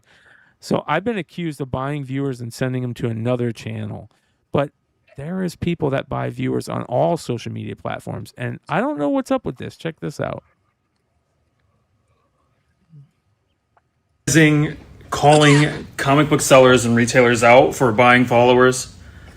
I don't know why this has been bothering me so much lately, but in the last week I've viewed probably like 5 different retailers. I've clicked on their Instagram, gone to their page. They have 20 to 30,000 followers, but anywhere from 5 to 20, maybe 30 likes on all their posts. And it's very obvious. You go to their followers, you see who they are, and it's a bunch of people that don't obviously even look at comic books. They don't have no engagement, none of that. It drives me nuts. I don't know why. It drives me insane. I think it's incredibly disingenuous of them. It's terrible. I think it looks awful. I would be embarrassed if it was me, honestly. And now, for example, let's use somebody that I've recently fallen in love with, Uncle Terry's Vault, right? He's a card streamer. He's only got 10,000 followers. That's it. But look at all of his views. 6,000 likes, 500 likes, 300 likes, 300, 400 likes, 73 likes, 400. Like, he's only got 9,000 followers. And again, I'm not going to call anybody out, but you know who you are. And what I got to say to you is shame. Shame, shame, shame. Also, follow me so I can get some more followers. Do you guys think that this is a big problem in the comic retailer world? Who cares? No. I don't think it's a big problem. I think it's laughable, but I don't think it's a big problem. No, nobody cares about follow. No one's buying from somebody because they have followers. Nobody. I couldn't agree more. Those Nobody followers cares. don't Also, mean the way shit. Meta has changed all the algorithms these days, like it doesn't matter what their numbers are. Like Content is king. people's feeds just don't come up anymore. Like it doesn't matter what the follower count is, and people are buying subscribers usually or followers because they just want to get to the 1,000 that Instagram gives you to open the live stream and all that other shit that comes. But like, it doesn't matter. Like you can't go because that'd be like saying, oh, you only have 172 people watching the show, so it's not a big show, and we all know that just the algorithm just doesn't play that way, and especially on Instagram, it's awful. So I don't think it's a problem. I think it's cheesy, and I think it's a waste of money to do it. Like if it's cheap, it's so cheap. Is it cheap? What does it cost to buy followers? You think you think it's like I $1 a follower? I think it also depends. Like in comics, I could see that, but if you're trying to do different things, yeah, I could see like where you buy. But not in comics. I remember I was talking to somebody about this a while back because I had seen an account that had a crazy amount of like similar thing to what he's saying, and I looked into it. And I mean, if I remember right, it was pretty cheap. Instagram. And I agree. I've seen multiple like accounts $100 for a lot of them. I've seen multiple accounts on social media and YouTube have the most 5,000 followers is $40. 10,000 is $60. Thanks for whoever bought me that follower right there from Russia. Like the food and the baking and all that stuff, like it's a huge thing. Like actually, it is kind of expensive. Like 50,000. I mean, 50,000 followers that'd be crazy, but that's $220. So I guess that is a little more expensive than I thought. Shout out to Alex. How many JRJR accounts can he have? Alex says, "Happy Father's Day to all the fathers." Junior. Happy Father's Day to all the fathers. If you can, give your father a call or a hug. Do it tomorrow. I lost mine on Father's Day a year ago. Don't take the small moments for granted. That's a $10 super chat. Alex, amen, brother. Amen. And here's Zabit that's responding to that whole thing, Davis, saying it's actually cheap depending on how you advance the need, how you advance the followers you need. Yeah, on how advanced you need the followers you need. I don't know what that means. If you want to spam followers, it's nothing. Oh, on how advanced you need the followers. Oh, okay. So if they if you just want them to follow or you want them to create engagement. Yeah, probably if you want them to like comment or stuff. Actually engage. Yeah, a lot more. If you could buy followers like in a way, I mean, I don't know if that would make sense, but like if there was like a platform that was like, hey, we have all these people in one place that we know like comic books. I don't think variant Sorry about that. Like you can get them to follow, but then again, it's like that gets a little bit messy. But it's like if you could somehow guarantee that you would get followers that actually wanted it, they're real people and liked comics. So it's basically like a marketing. Like this time, Kevin and I got together. We're like, how many Mets fans can there be? Like 3. So Right. like, hey, we just who wants just paid for the third. Hey, hold on, hey, Davis. Yeah. How does that affect advertisers when they see you have, let's say, 50,000 followers on your whatever social media? Does that, how does that get affect you? Like, I mean, obviously you can. you make more money doing that? A lot of advertisements have stopped being about followers and started being about engagements. So they don't really care. I mean, that's how it used to be. How many followers do you have? So here's how much we're willing to pay you for a video or marketing or whatever. But now they care about the actual views, the likes, shareability, that kind of stuff.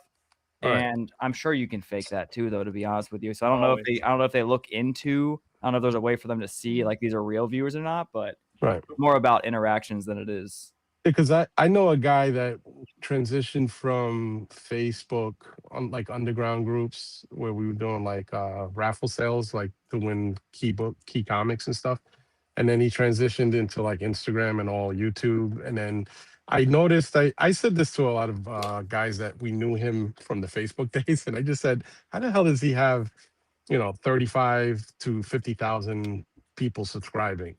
And because all he's doing is basically he's doing these raffles and he's trying to keep it low key. So how does he get that many? And then when you see, like you said, the actual interaction with him, though, it's the same group of people, right? It's the same, let's say 30 people buying into all of his raffles. It's like not you like see he's a getting YouTube 5,000 people. You see a YouTube channel with 4,000 subs. And their average live viewer count is 100, or they have 15 live viewers.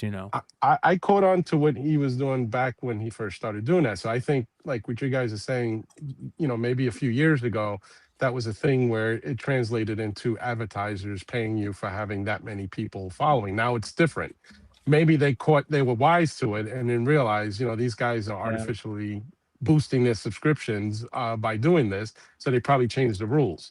But I knew that this guy, and again, I'm not going to say his name because he's a guy that's still in the game right now. I don't want to, and I kind of like him. I don't want to fuck him over, but I knew that shit was going on, Well, few years ago, ultimately, as a content creator, what I will say to people out there, if you ever think about buying followers, subs, views, anything like that, it doesn't help you in the slightest. It might help your ego a little bit to be able to go, I've got 3,000 subs and I've only been doing it for 3 months. Like that might help your ego a little bit, but it's not going to help you in any way, because none of those subs that you buy are going to show engagement and help you create a community.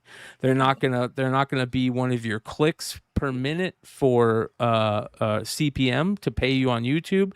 They're not going to join your membership. They're not going to come hang out in your chat and give you and create, friends or acquaintances and it seems like there's, in my opinion, the only reason to buy subs, viewers, followers, any of that stuff is ego based. There's no other reason. Absolutely none. Yeah, just I could say too, they come, the content too. But I could also say sometimes in my world, like when people are trying to like reach out for interviews or like to get access to somebody, those numbers become something that you try and quantify as success, even if it's not real, because it's hard to say. That's why I tell people too, when they start new podcasts, if you put it on YouTube, it puts a counter that somebody looks at. Whereas I can't tell under the hood of what you do on Apple Podcasts or Spotify. There's farms in Thailand that just play songs over and over so new artists could stoke their play counts, because then radio programmers look at it.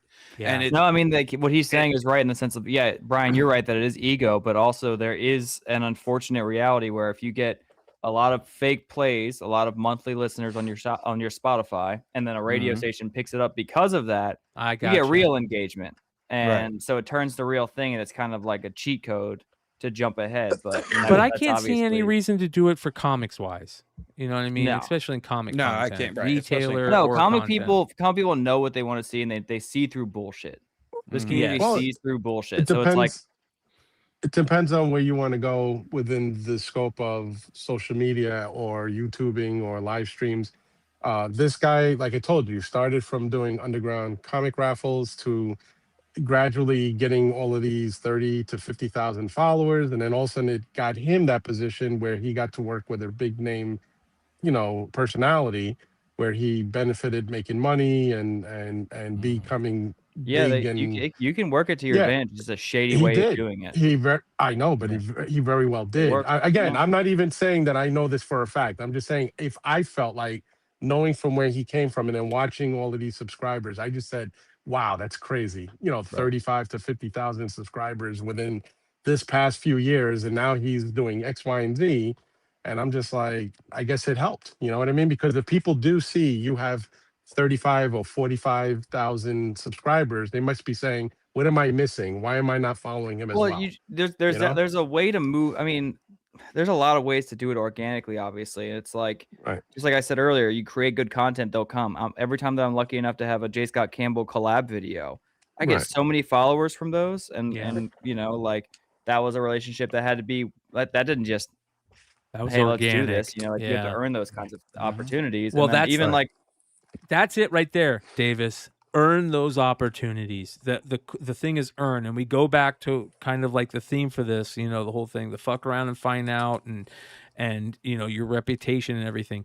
You have to. There's certain communities where you got to earn that, and this feels like one of those communities, especially in the comic book industry. People aren't going to work with you necessarily just to make money all the time. That might be the case, but there's there's people out there that are like, I'm only going to work the people that I'm cool with and that I fuck with, So I think that your reputation is so important in the comic book world. Nowadays, maybe not in the past, but because everything is out in the open and everything's on Front Street with like a perfect example is, I have never heard of this podcast until recently. I saw this post on IG, and shout out to the podcast and the podcast host.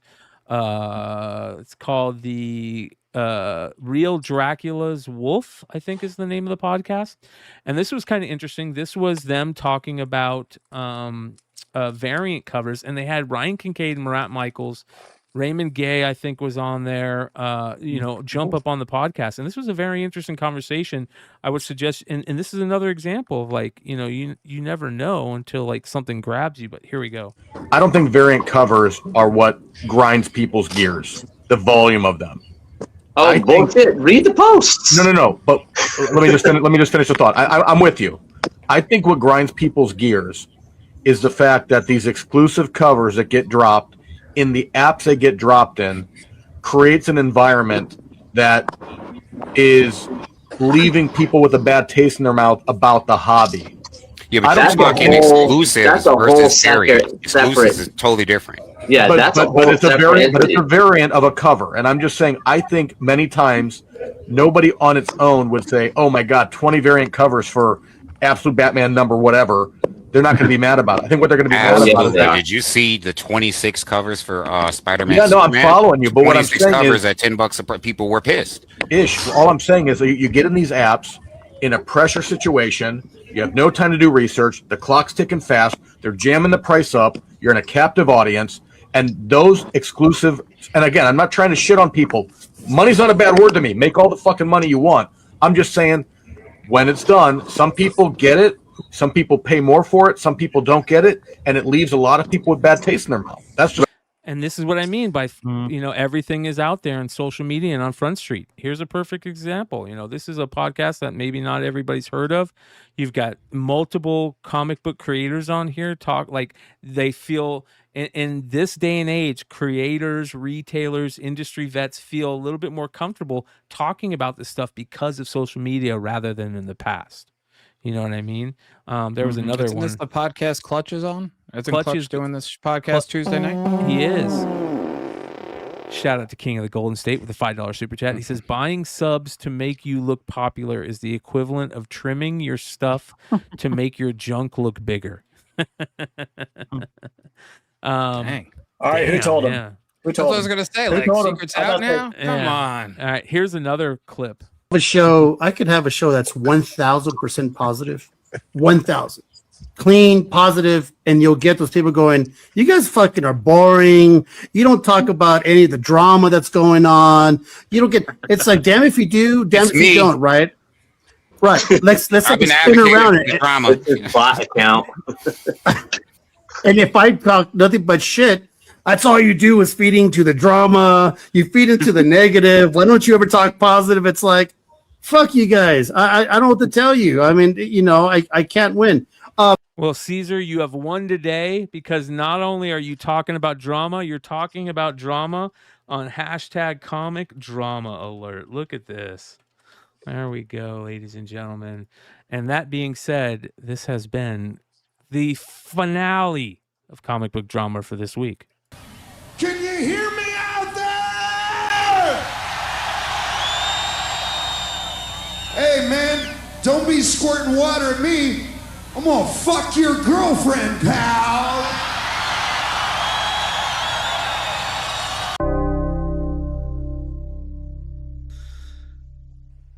I've been told that we have another drama alert coming in. So hold on one sec. No, I'm just joking. The fourth is the best part. Yeah. Go for a drama trilogy. You thought it was over. Yeah. Let's stir up You some drama. thought We're wrong. bored. It's Friday night. All right. It's Saturday night. Let's Davis, stir show him the cover. Yeah. We got, ladies and gentlemen, we got to go over FOC because there are some really good books on FOC this week. We're But gonna first, go through this. Epic Nation joins the podcast. No, this is just Epic Nation, like Who's FOC. gonna get it? Yeah. Who's gonna get it? John, on, can everybody. you control an orange jumper. the SWAT in New York when they come? So Oh, I can pull him out of his house. this is one of the most beautiful covers. And again, you guys know I love Kari Andrews over here. And this is how amazing his artwork is without a bad trade dress. This is the second printing foil that's coming out. It's a virgin foil variant of the Absolute Catwoman #1 he did. But what's interesting about this is, did you guys, there was a post that was put out on Instagram. I'm gonna give the correct. I'm gonna give credit where credit is due here. Somebody was showing I think it was Kari Andrews' Storm variant, a foil Storm variant. This one right here. Okay, let me get this straight. This is Crichton. Marvel can't pay their artists. They have no editorial direction. But yet, they have the best freaking foil covers out there. Their spot foils are nice. Isn't that beautiful? Shout out to James Kreider for showing this off. Like, Brian, you always said the spot foil. Bro, who is the printer that is putting out the Marvel foils, and who is the printer that's putting out the DC foils? Because there is a complete difference. Maybe this is the only thing that Marvel is doing the same right. printer, but every printer has got different levels to what you can order. It might just be that DC and Marvel are ordering two different types. But I think they're the same printer. Are they both Transcon? I think so. Well, if that's the case, this right here needs that same fucking treatment. Yeah. Well, it's mostly because it's spot foil. So if you look at that video, everything that was foil is there. Like if that was the whole cover, it would be the normal dark looking. It's because there's so much of the cover that isn't that makes it pop. Like it's Davis. the contrast of it. That's the exact reason that I from jump said spot foil is the way to go, because when they do, DC got rid of spot foils. Yep, and which is ridiculous. You get rid of you do foil for the whole cover, it doesn't look good. When you do the spot foil, it looks much better. It doesn't look dull. And you know what? If you're not going to do spot foil, do spot color, do spot. Well, I also think color. it's a lot about if the artist knows ahead of time that it's going to be a foil as well. Like for example, we have a Quintana foil that we're putting out for San Diego, and he knew that it was going to be for a foil, so he made it look different. Like he edited it, brightened it, did the whole thing, so that way it would look better in foil. So like when they know and they can prepare for that, like this cover will look really good because there's a lot of pink. So there's a lot of bright colors and flash. So even if this is a full foil, which I'm sure it will be, it should look good. Well, this would look even like better. They did the Delato foil of the Marvel, the Superman, Spider-Man foil was awful. It was so dark you couldn't see it. The Green Arrow, Absolute Green Arrow 1 foil. I even think Image's foil doesn't look that good either. It looks dull. Their matte foil is nice.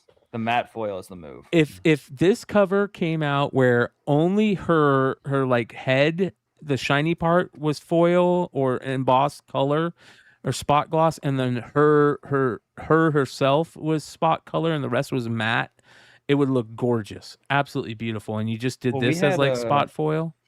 Do I have a copy around here? I'll show you. We have. Hold on 1 second. We have a one of our absolute Catwoman's was like that. Hold on.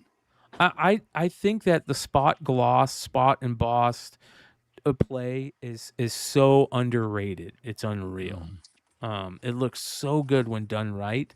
It actually looks better than foil, than a full foil. Like you guys said, they're all so dull. It's when you do full foil, it's all dull. Yep. But this is the second printing absolute Catwoman from Kari Andrews. It's on FOC this week. Next. Oh, actually, next. Amazing Spider-Man number 33. This Lee Bermejo is so great. And this character, what was this character's name again? I forget that character's name. It's like Stench or something. No, it's it's one word. Death, something. Chat, let me know. But this character is fucking awesome, absolutely awesome. Kindred? No, Kindred. Is it Kindred? Somebody said Kindred. I think that sounds right. Might be Kindred. Yeah. Great looking character. This is the 1 in 100. Sorry. Yeah. That is just a great cover by Bermejo. Again, it is a great cover. But he looked like a retarded scorpion. Like he has the bad tail. Like look. That's not a tail. That's a centipede, bro. That's one of those. Yeah, even worse. Like, I mean, Nate's on hater mode tonight. I love it. No, I'm Nate, just saying. You don't like anything tonight. I live in New York. I'm like, I don't like bed bugs, and I tell you what, I don't want Hulk's dick or whatever the thing is behind me. It looks like he's punching through his body. Look at that. Yeah, it's definitely not is. circumcised. I'll tell you that. So. That cover is Hey, it's sick, no dude. All right, no, personality. I'll argue with this one direct I on. love This cover is sick. It's fire, I think bro. the cover looks good. I just like the whole thing about the centipedes. Well, and what do you think about the Nakayama? That cover is fire right there, bro. The Nate. Spider-Man with the bag over his head for his blue variants. What do you think, Nate? It's fire if you know why that if exists. you're a Mets fan, that's perfect. That's it. Like, I relate to that cover, and it's blue. Kevin and I Oh. should wear that. We should just Now- hold these around. Hey, now I know the remark I'm gonna get on that when I fucking buy it. It's got all the right colors too going on there. you can put Mets on the bag. Right, yeah. big I'm New gonna York get Mets logo on stuck the on the bag. bag. Yeah. There's so many. Maybe This have is the 1 in an apple. 25 in Huck Lee, 1 in 25. I like that. Yeah. Mm-hmm. Did you find that book, Davis? No, I don't have any more of the Don't stock worry. foil, but I can show you with image. I do have one of each type of foil, and you can kind of see what the difference is. Is like, so this is the John Boy's John Boy Myers Megatron. Transformers. Yep. Which camera doesn't do it justice. Looks really Very good, but dull. he drew it knowing that it was going to be a foil, so it's Yeah. very bright. And then you have the Is that their matte or their gloss? Oh, that's the dork. gloss, and this is the matte. Gotcha. Oh, all right. Yeah, I like the Oh, yeah. matte better. Yeah, the matte, in my opinion, is the move. It looks way better, and it like reads better because you can see like the whole image. Like even when it's like in a dark room or if there's no light shining on it, it like pops. Yeah. So I like the matte foil. I do like this in Huck Lee cover. Mm-hmm. Very cool. Next, Essentia, number 35, Drax Gal. We were just talking about Drax Gal the other day. He has a virgin and a trade dress. I'm a fan of this artist. I think he does a good job. Very, he's a younger cat, and he fits that generation's art style, the love of the art style. Very like anime, manga-ish, just beautiful women. He does a really good job. This is the Virgin cover right here. Their covers are always great. I don't know. Does anybody read this? I haven't read it. That's a I've great got a point. lot of the book. I don't know if it's any good. Is anybody reading the art- Essentia? Just to the list of art's things awesome. Nate hates today. No, I don't like you. You're Hey, I'm sorry. Wow. Let Big me shout change out. hats for you. I mean, I'm Big- sorry. Big Yeah, shout out nice to Back Lisa with a Noble. vengeance. yeah. Better? That's it. Next, we have this is a beautiful cover right here. I'm not a huge fan of the series. I tried to read it. I know Dennis Camp is getting a ton of love right now, but I'm not a huge Dennis Camp fan. And but I like the idea of the series. Maybe I'll check it out again. But this is Assorted Crisis Events number 9, the C cover. It's the Invincible Team Up variant, and I think that's a great cover. Eric Zawodzki. Eric Zawodzki. So cool cover. Nice little Crisis homage. Batwoman number 5. Scott That's nice Forbes. cover. Oh, You like this one, Nate? Enchanté. We got one for Nate tonight. We got Wow. one. Well, Wait. I like the one that you did for Spider-Man. It's got to Okay. be. All right. He owns We got the two. preliminary art to We this got cover. I two. well, hold on. guarantee There it. might be another one that you might like in this one. Look at this. This is Nicola Scott with the question. Not bad if Yeah. that was if she's on steroids. Jesus Christ! I mean, like those wings. Look at the step in Sedgwick. I like that one. That's Yeah. good. Such a great looking character design on KK and Batwoman. That's the A cover. All right, Catwoman number 89, the Fuimara A cover is fucking fantastic. Fire. Yeah. Literally, it's fire. Yep. Love it. She's in a Houdini box, right? I was about to say she's in a Bacta tank. I'd like worse than Yeah. Skywalker. And there's a couple other good covers. There is a Cho. I like this one for some reason. It almost looks like the lines behind her give her like wings. It's kind of interesting. It's neat. And then Ji Hung Lee. That lady's good. I love that one. Oh, that's Yeah. great. Love the kitty on that one. Oh, look at this one. This is another Scott Forbes. Love the kitty too. Like the kitty on that one. And then this is Catwoman's- Omare, the swimsuit variant. Oh, that's nice. Yeah. Yeah. So all the covers on that one. All right, Dark Knights of Steel Volume 2, Number 1. This is a Gerald Perel foil virgin variant. Look at that cover. Hopefully this cover comes out good because that a is He-Man cover. Bro, I would love to own the original art of this. Fucking fantastic. So hopefully that the first volume was a good series. I remember it was pretty decent. Here's the DNX stuff. We already went over that. Dork number 6 has a killer blank variant. Yeah. That's John. All over. We're one more issue away, Nate. One more issue away. This is the main cover. That's a good A cover from Brett Bean. I like that. And this series has kind of taken an interesting turn with issue 5. If you guys are reading it, very interesting turn with issue 5 where it feels different, and I like the way it's going. There's a black and white 1 in 25 for the A cover, and then I will tell you, between you and John, what you were talking about. I'm only through 3. And my interest has kind of waned after 3, so I want to pick up 4 and kind of see like where it goes. Yep. What's the B cover look like? This is the B cover, the Scalera. That one's good too. Yeah. I like the like yellow tone is nice. Yeah. There's that. Do you hey Davis, do you when you do your live sales, do you sell Dork or do you used to not anymore? Or this exclusive I dropped a few weeks ago, the John Boy one. Okay. Oh yeah. One. It sold very well, sold out very quickly, and people. What issue number was that? Your exclusive. What was that? What issue number is your exclusive? What? This was number 4. Okay, number 4. Mm-hmm. Yeah, and people ask me for it every show. People are, do you have any more of that Dork? Do you have any more of that Dork? So I think that Dork has turned into, it was obviously like the hottest thing on the planet. I think it is now like it's a great read.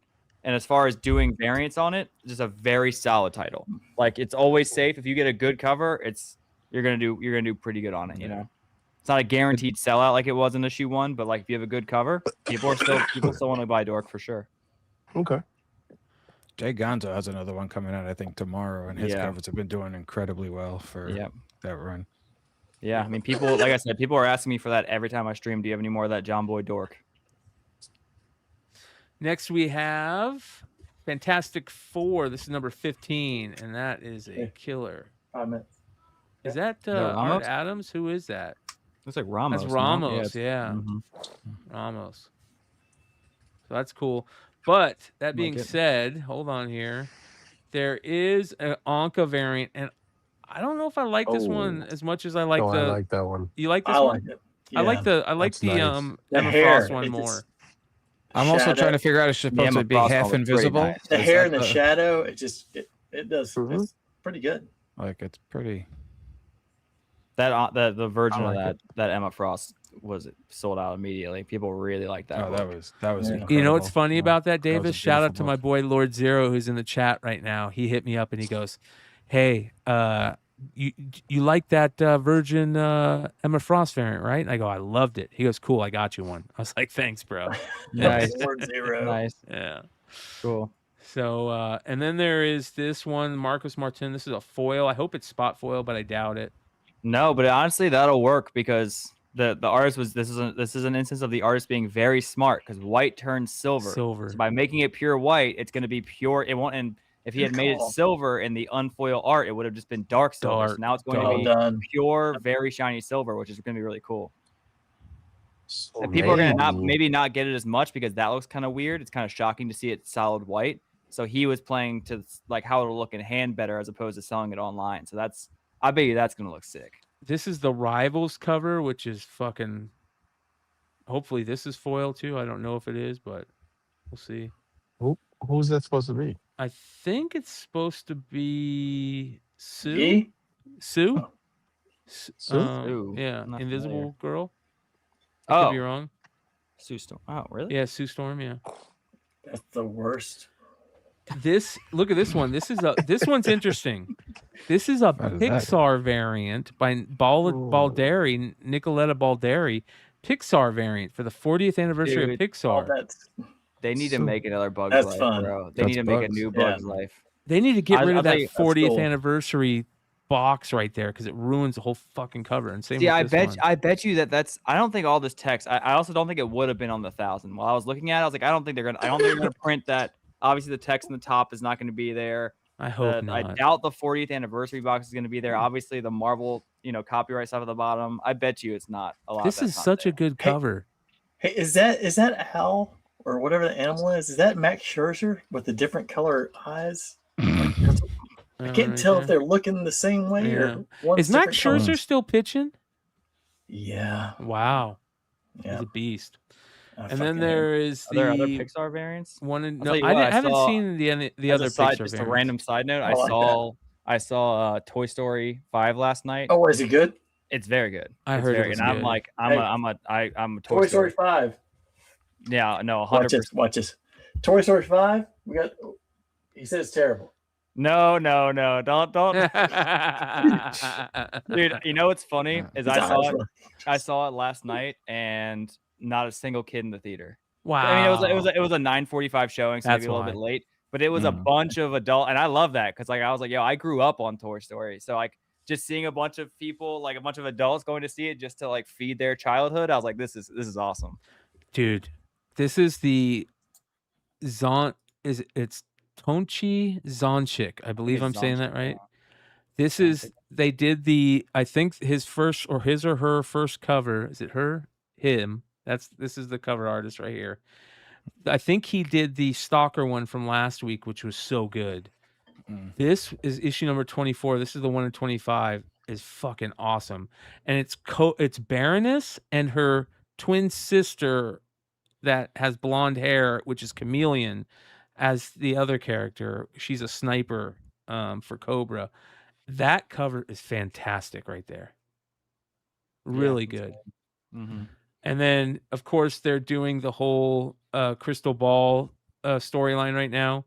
And that's the 1 in 50. And then this is the Ben Oliver Stalker variant. Really good. That might be one of his best ones yet, in my opinion. And the Baroness came out last week. This is the Kasara variant. I like it. All right, Invincible or Battle Beast number 11. This is the 1 in 100 De Felici variant, and it's fantastic. Yeah, what a cover!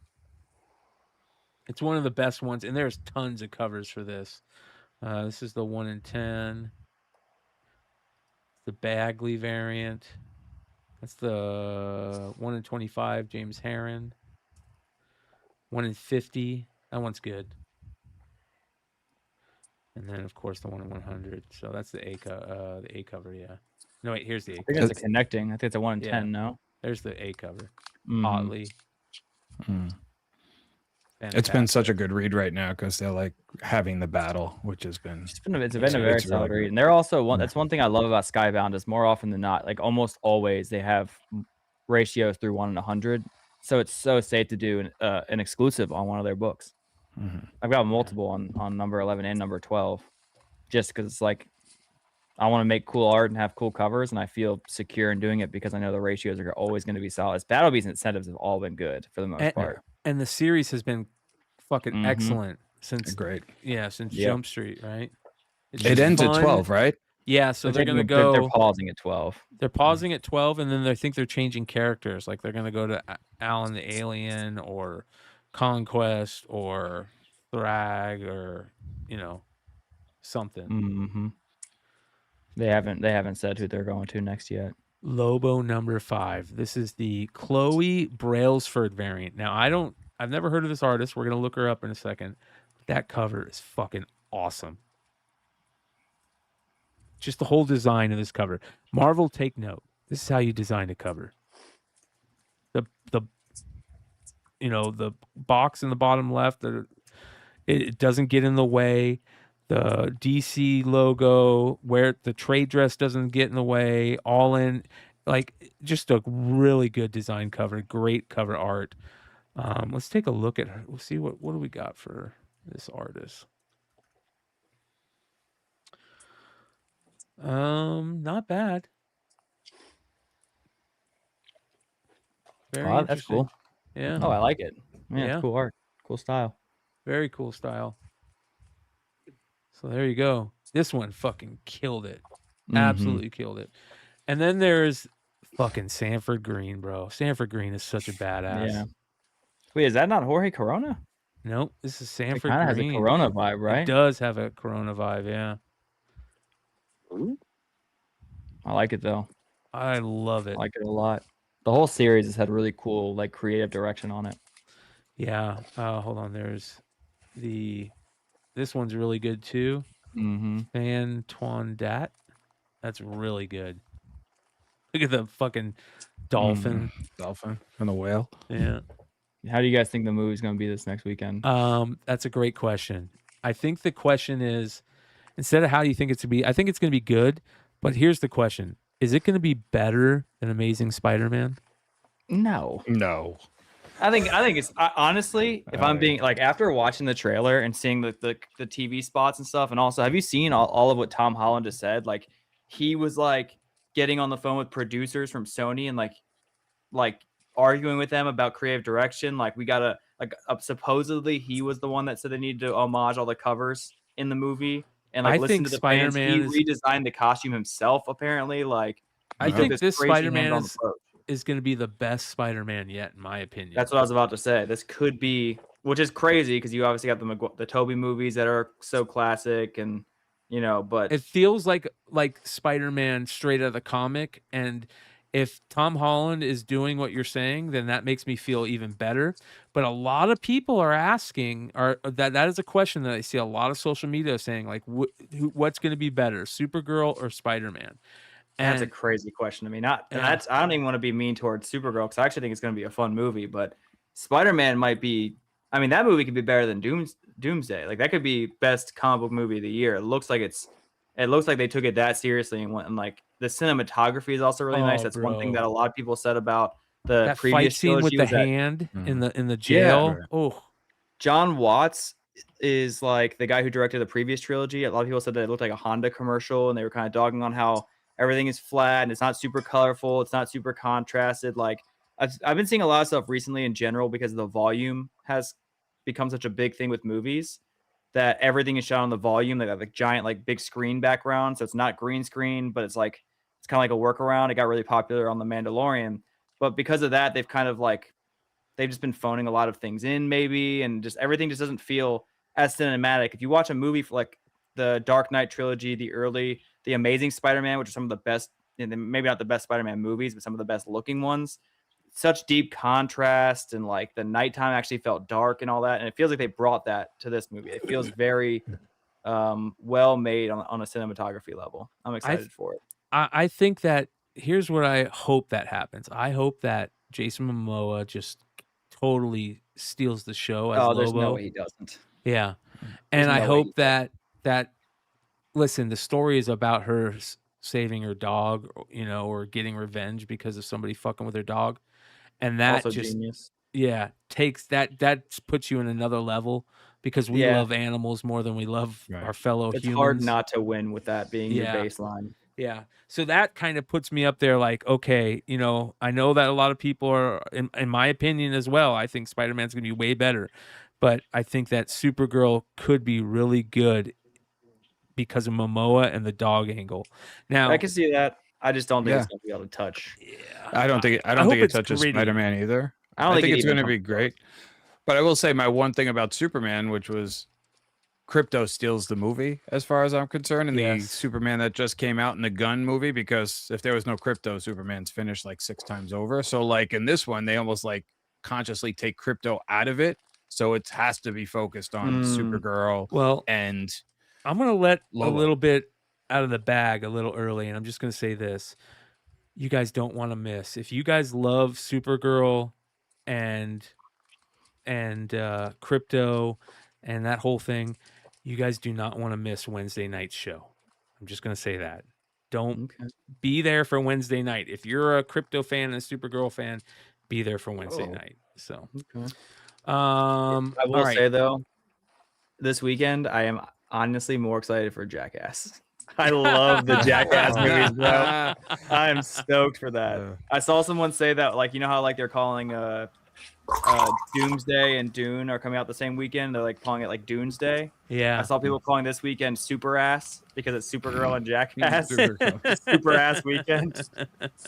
I still can't get over Johnny Knoxville with the gray beard. Yeah, he's getting old. I don't know, dude. Did you watch the last one? Yeah, but like when I was in college, so he's from Knoxville. He went to Halls, and so like he's trying to get his kid to play tennis. Like it's like I mean like him, Wee Man, all these guys. I'm like, oh man, I don't know, like gray hair. I can't imagine. Like, it's just they bring in the younger generation, which honestly they were fine for the most part. In the last movie, the girl they brought in was probably the best cast addition. She was great, but I don't know. I think it's gonna be. They're all fun. Like it's hard not to have fun at a Jackass movie. You know? It's like it's hard. It's almost hard nowadays to go into some movies and turn your brain off, just because you know what I mean. It feels like people are able to do that less and less and just go have fun at the movies. But Jackass is a movie that it is impossible to not just turn your brain. Like I cannot fathom going in there with expectations. When they like shoot him with the BB guns, like bam, like, yeah, dude. Like, or they're crawling over the alligators. I think it's like the first one or second one over the alligators, and they got the chicken coming out of their drawers. Yes. Yeah, dude. Bro, did you guys see this cover? This cover is fucking hilarious, dude. DC is going for it, man. They are sailing away with the whole industry, and they don't give a shit. They're like, we're just gonna do whatever we want. We're gonna have fun. Well, not only that, there was this one, and then they have this one for Nightwing, which is a D cover by Dan Mora. This is an open order, you guys. This book is going to be a big a fucking banger. It's an open order. Buy these, you guys. It's on FOC this week. Put in an order for these. Set them away for 5 months, 4 months. You'll be able to make money on these, in my opinion. Anything Dan Mora does. Yep. So that's the Nightwing. You got the Nightwing, and then of course you've got the Lobo swimsuit edition too. So next, where's Hood? Hood isn't here, but this was an artist that we talked about on the Almost 10 a few weeks ago, Jasper Jubinville. And we were like, what a great name for an artist. And here he is. He's got a 1 in 10 coming out for Mind Management, New and Improved #2. And just a great name, Jasper Jubinville. He's got that old school, like... Sounds like a Bond villain. Right? Like Jasper sci-fi, Jubinville. horror, sci-fi Had the comic alliteration books. for the name. What is that? Yeah, the alliteration. Yeah. Yeah. Jasper Jubinville. Jasper is just a villain name. They're redoing Pinhead. This is the Marvel Pinhead series, and Boom is redoing it, which is very interesting. So this is shout out to the Boom crew. So cool, man. I've always loved that cover. Kelly Jones, dude, one of my all-time favorite artists. Oh, Batman. Oh, dude, Deadman, Batman, all of it. Kelly Jones is such a beast, and I've always loved this cover. So good. Well, honestly, a lot of really cool covers for all the Pinhead series. Yep. The one with like the face being stretched. That's like Yep. with the chains. That cover is crazy. I even love the crossover with Martial Law and Pinhead, where they had the red foil covers and stuff. So there's that. Next, we talked about this. There's other covers for this. There's a really good Guillaume March. It's kind of cool. Wow, that's a good one. And then this is the Deladera. Deladera, is that what it is? Sorry, Deladera. Yeah, he's the artist for The Sick sick guy. Yep. And that's the A cover. That's a really good cover. I like that one. Yeah. That's cool. Yeah. Nightwing has been great. It was like classic comic book right there. Yep. And then next we have Queen in Black Hella #1. This is the Momoko. And again, when Momoko's doing horror, she just better at, like, her stuff is so much better when she has this. Dude, I don't know if she's missed in the last like every time she posts something on Instagram, I'm just like, God damn, dude. Like, I remember when she first came out, some people had their things to say about her, whatever, but she has just hit her stride, and she is everything she does now is awesome. Yeah, I really like this one. Is this an incentive or is this? There is a trade dress version though. Here's the trade dress. I think the incentive is much better. Oh yeah. Oh yeah, get the 1 in 50 for sure. Yeah. Honestly, I like a lot of the top boxes they've been doing have been kind of ugly, but I like the use of the the Venom symbol up there. I think it's Yeah. actually a cool design. It almost looks like curtains. I was gonna say the trade dress looks better on this. You think so? I do. I like the trade dress. I mean, I like think, the trade dress design on this one. Yeah, I like the trade dress design. I still think you go for the version. This though, is in the my main opinion. cover. Look how good that is. With this part is good. This part's not. That's got to be This part's connecting good. cover, right? I hope That's so. definitely connecting. I hope so. But it's the A Gotcha. cover. And then this is the 1 in 25. And this one's cool. That's cool. Next, Super Creep Show number 5. They're continuing with their homages, and that's excellent. I think this is the last one, right? Because it was only 5 for Super Creep Show. Mm-hmm. And then there is a main cover right there. There's some great covers for this series. Yeah. Mm-hmm. And then this is the the C cover, Christian Ward. Does not look like Christian Ward, but I love it with the eyeballs. And yeah, it's cool. Yeah. And the Crip guy in the back. Yeah, I think that Crip guy in the back looks the best. Mm-hmm. All right, Something Epic number 13. This is the Simon Kodransky series, and you guys know Simon Kodransky's one of Todd's favorite creators. Did really well when he did all those Spawn covers back in the day. And this is a McFarlane Kudransky double, both of them on there. Kudransky did the girl, and McFarlane did the duck character. Wow. So, yeah. And I like it. There's some other cool covers too. The Scream one, dude, I like that. I like the Scream one. Cool. That one's funny, bro. By the way, dude, shout out to the Mighty Ducks organization for doing those awesome duck masks that they do now all the time. Yeah. It looks so good. Reminds me of that. And then this is the B cover. It's just McFarlane's, and I don't like this as much. Good. You like this? I like it. You like it? I like that. I like it. It's clean. It's neat line work. It's a nice looking book. And then this is speaking of the duck mask. Oh, that's, awesome. That's cool. That's cool. That's the best one. I don't know anything about the series, to be honest, but these covers make me want to check it out. I don't know anything about Something Epic. And then this is the Epic. Yeah, this is the crime Is this suspense stories. is about Kevin? Yeah, Bolly Rom. That's interesting. It's a cool cover too. Yeah.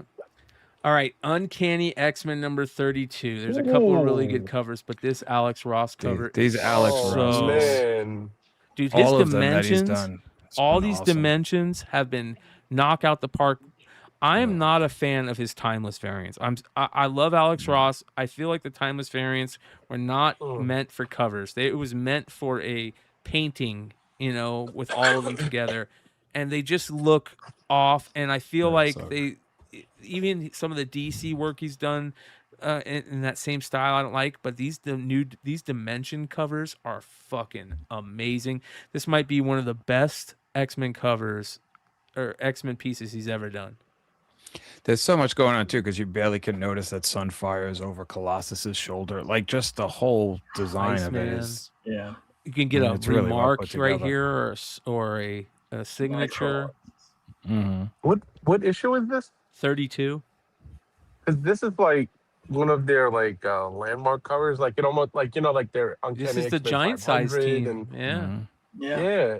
And why not bring this team back, man? Like, can we use the multiverse finally in our favor and just punch a hole in the universe? Well, and here's bring the this problem. exact Gail team back? Simone's writing X-Men right now. That's fucking terrible, man. And Who's I'm gonna a draw fan him? of Gail Simone, in some stuff, but she her X-Men's not good. Right. Bring Claremont and Byrne back. Well, look at this one. I know they don't like each other, but Well, speaking of Byrne, there is Byrne news. We'll talk about that in a second. Dun, But dun, dun. Alex, another drama alert? Yeah, well, Is it we going can't back get to back drama? into it, but it could be a drama alert one. We could get back into it. This is the Lozano. He's doing these 80 covers, and other That's than cool. her legs being so And skinny, her head.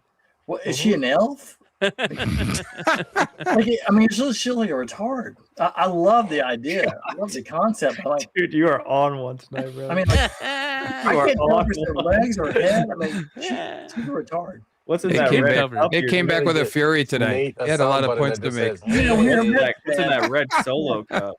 this is the Sandoval variant, the 1 in 25. Obviously connecting, I'd imagine. I like it though. I like the way Wolverine looks. That's cool. Yeah. I like the way Jubilee looks. Nightcrawler's interesting. Gambit always looks cool. It's kind of a Joe Mad look to it. Does. That's Oh, why I love probably Joe why I Mad. like it. Yeah. Wolverine to number plan. 24, another Alexander Lozano 80s variant. How crazy is that, bro? Look at that old school ninja motorcycle, bro. I mean, This is Yeah, but awesome. he would never be on that bike. He was a Harley guy. Well, here's the funny thing. Dan Panosian's doing a storyline where Wolverine goes to Miami, I think. I think that's the whole play on the new storyline. Is he going to run into Crockett and Tubbs? That's the only way that works. Yeah, but I say there's no way he's like trailing Crockett and Tubbs. They'd be like, That's it. I love is this this? cover, dude. Going I to think break that's up a great. cocaine ring. This is the Inhook Lee swimsuit variant, snap swimsuit variant, X23. yeah, That's cool. It's good. This is the Javier Pena variant. Puck. And then, oh, this is the 1 in 25. Cool. It's okay. I don't love the face. All right. Some weight on the face. Nakayama, Wonder Woman number Yeah, wow. 35. Holy Banger. shit. I love how it looks almost unfinished too. It's kind of, remember when Hughes did some of the covers like this for Wonder Woman like a Yep. while ago? He had like covers that kind of had like it bled from Yep. sketch to like final on the cover. Like at the bottom is very, yeah. That's just beautiful. Nakayama used to do these a lot pre him like blowing up on Marvel. I think a lot of his covers kind of had some rough pencil looking sketch things to him, which are really cool. Her So I'm hair glad he's looks bringing it back. great, dude. Yeah. It's just not as slick as some of the recent covers he's done. It doesn't have that full. Which I like. sharp It doesn't. Yeah, I do too. I'm with you. I think this one's beautiful. Mhm. Better than the one Mhm. from the last issue. Q doing a swimsuit. Mm-hmm. She looks like a She got a tattoo on her leg of herself. Yep. Mm-hmm. Playing And on her volleyball. arm. All Yeah. right. Yeah, she like for good. Yeah, this. She looks like she went to a Knicks parade. This one Ooh. though, the That's Mercado good. is That's this cool. just feels That's cool. classic. Yeah. Yeah.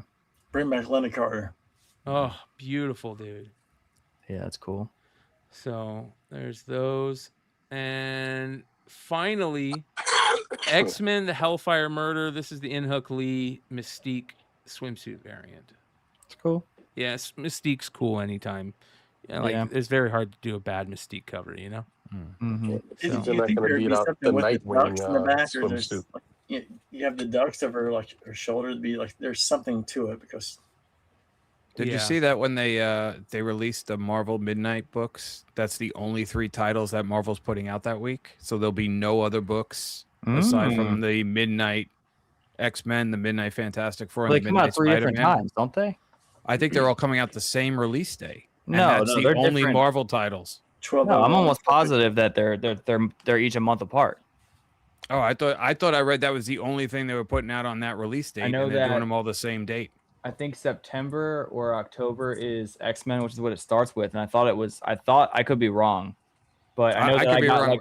I know that I got the email of to do variants, and the only one that was available for that month was X-Men. So I would, Well, we're about to end the show unless you guys got anything else that you guys want to bring up. drama alert. But yeah, you're 100% right. You know, we're ready to do a 3 for tonight. So let's get into it. Uh-oh. I'm dead serious. I got at you, McClay. I hope this makes your comic book drama, because these dudes, goofy ass dudes. Into the news. Into the into the But let's get down to business. Totally kidding. I did not expect that. Like that was a full on. Like I was joking. I had no idea that was about. All to right, happen. bring John Romita Jr. out so we could just go to bed. Well, Oh, speaking I'll of tell you old what, school, get John the nerve Byrne. gun. Oh, John Byrne has got a new Marvel. This is a new series. I think it's being put out by a different publisher though.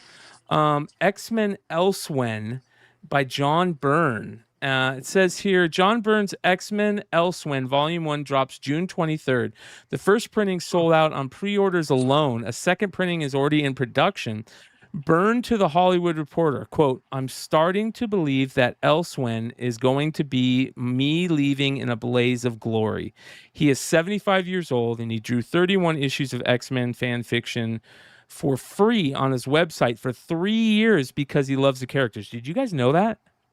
That he had been writing X-Men fan fiction on his website for 3 years? I didn't know that. So IDW Publishing's Heather Antos made a comment on this saying, during Pride Month, really, Marvel? Do not buy this comic. And then John Byrne said, then she said, John Byrne is a transphobe and has been spewing transphobic ideology for decades. The book sold out before it even hit the shelves, and she is catching hell. Rob Liefeld is giving her shit on this. Everybody's giving her shit on this. And ultimately, it comes down to, like, John Byrne is, like, X-Men royalty, right? He's up there. And anytime anybody can get any X-Men from John Byrne, they're going to buy it. And the proof is in the pudding. Here's Left Row saying, too late, I already bought it. Everybody, this thing sold out quicker than, you could even think.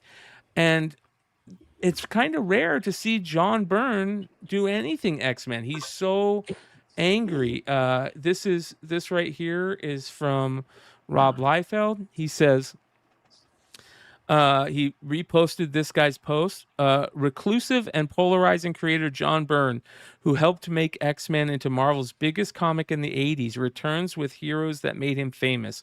X-Men Elseworld, his new and possibly final comics project.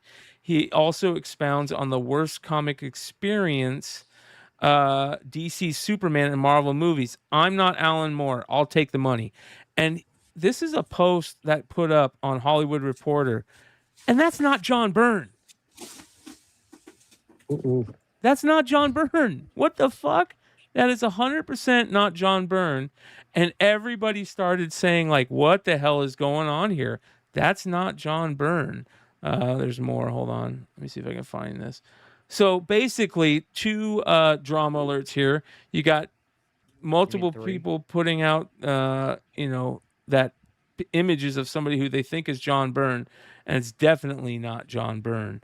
And then, of course, you've got the remarks of people saying he's transphobic. I don't, I'm not going to get into that.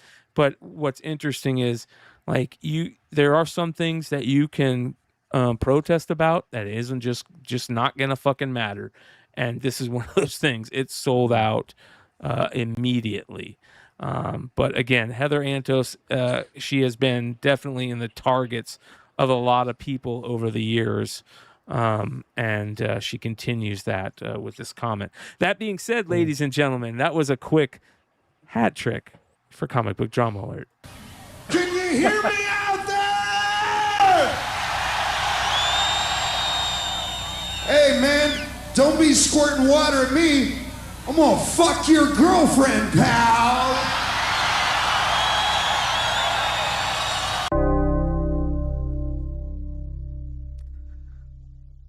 Nice and easy. So there we go. And something that we could touch on before we go, Brian. What's that? I don't know if you heard go what ahead. he said, but that they moved all of the Midnight titles to release the same day now, and that was not the initial plan. Ooh, that's interesting. So because I know the Midnight first one was is their gonna release next. August 8th or August 5th was the release date of X-Men. Uh-huh. And then I think it was September was one of the others, and then October was the third. Now all 3 of them are October 7th. And there'll be no other Marvel titles released that day. So you won't get Daredevil, you won't get whatever the only other book on stands, yeah. The only book for Marvel for that release date are going to be the Midnight #1s. Wow. And the Spider-Man one looks sick. That How cover, many you can slide total are there? Is there only 3 Just 3. Spider-Man? Just 3. Okay. Yeah. You can slide that too, that slider on the cover, and you can see the full cover. Oh wow, bro. Oh wow. Man. And that's sick. Wow. The synopsis for Spider-Man actually sounds really cool. I didn't read the synopsis for X-Men, but I think that's a cool cover too. That one's gorgeous. Yeah, DK Rowan.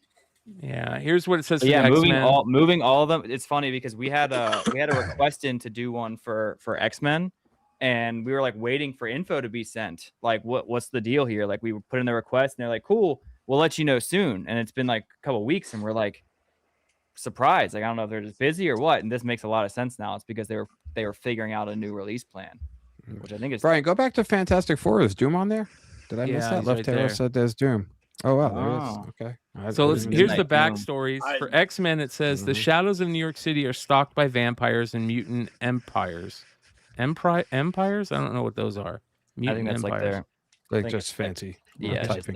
their way. The sword of Damocles hangs over the peace between these two species, and the factions within them. An outright war is brewing, and the unturned will be caught in the crossfire. On returning to the X-Men to deliver another visionary reinvention of mutant kind, Hickman said, I haven't been this excited about a book in a very long time. There are certain kinds of projects that I think most fans prefer me to be working on. Ambitious stories with intricate plots and long-form payoffs, which is exactly what Midnight X-Men is. I was very excited when Marvel told me the revamped plans for Midnight launch, because when I read both Ben and Philip's first scripts, and even more than that when the art started rolling in, I knew that this line was going to be something special, Hickman said. I think people are, oh, it's gonna be bad, Marvel, whatever. I'm pumped. I think it's a cool idea. Doing a horror spin. If you think about it, I think I said this on the other show.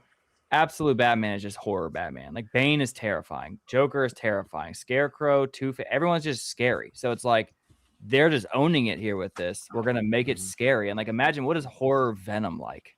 You know what I mean? Like that's you can do some like, and I like like Midnight Venom, Midnight Doom. That's got a ring to it. I like it. But it horror depends on Venom how has they to be how Eddie they Brock. write it. You can't, It's got to you be can't do dark. Mary Jane as Venom. Yeah, well, no, it's got to be it's dark. not going to be. I'm assuming it's a whole new universe. So it's not. They're not just. This isn't just like a swap over. This is all brand new stuff. So there's no it's way like that it would be Mary Elseworlds type Jane. shit.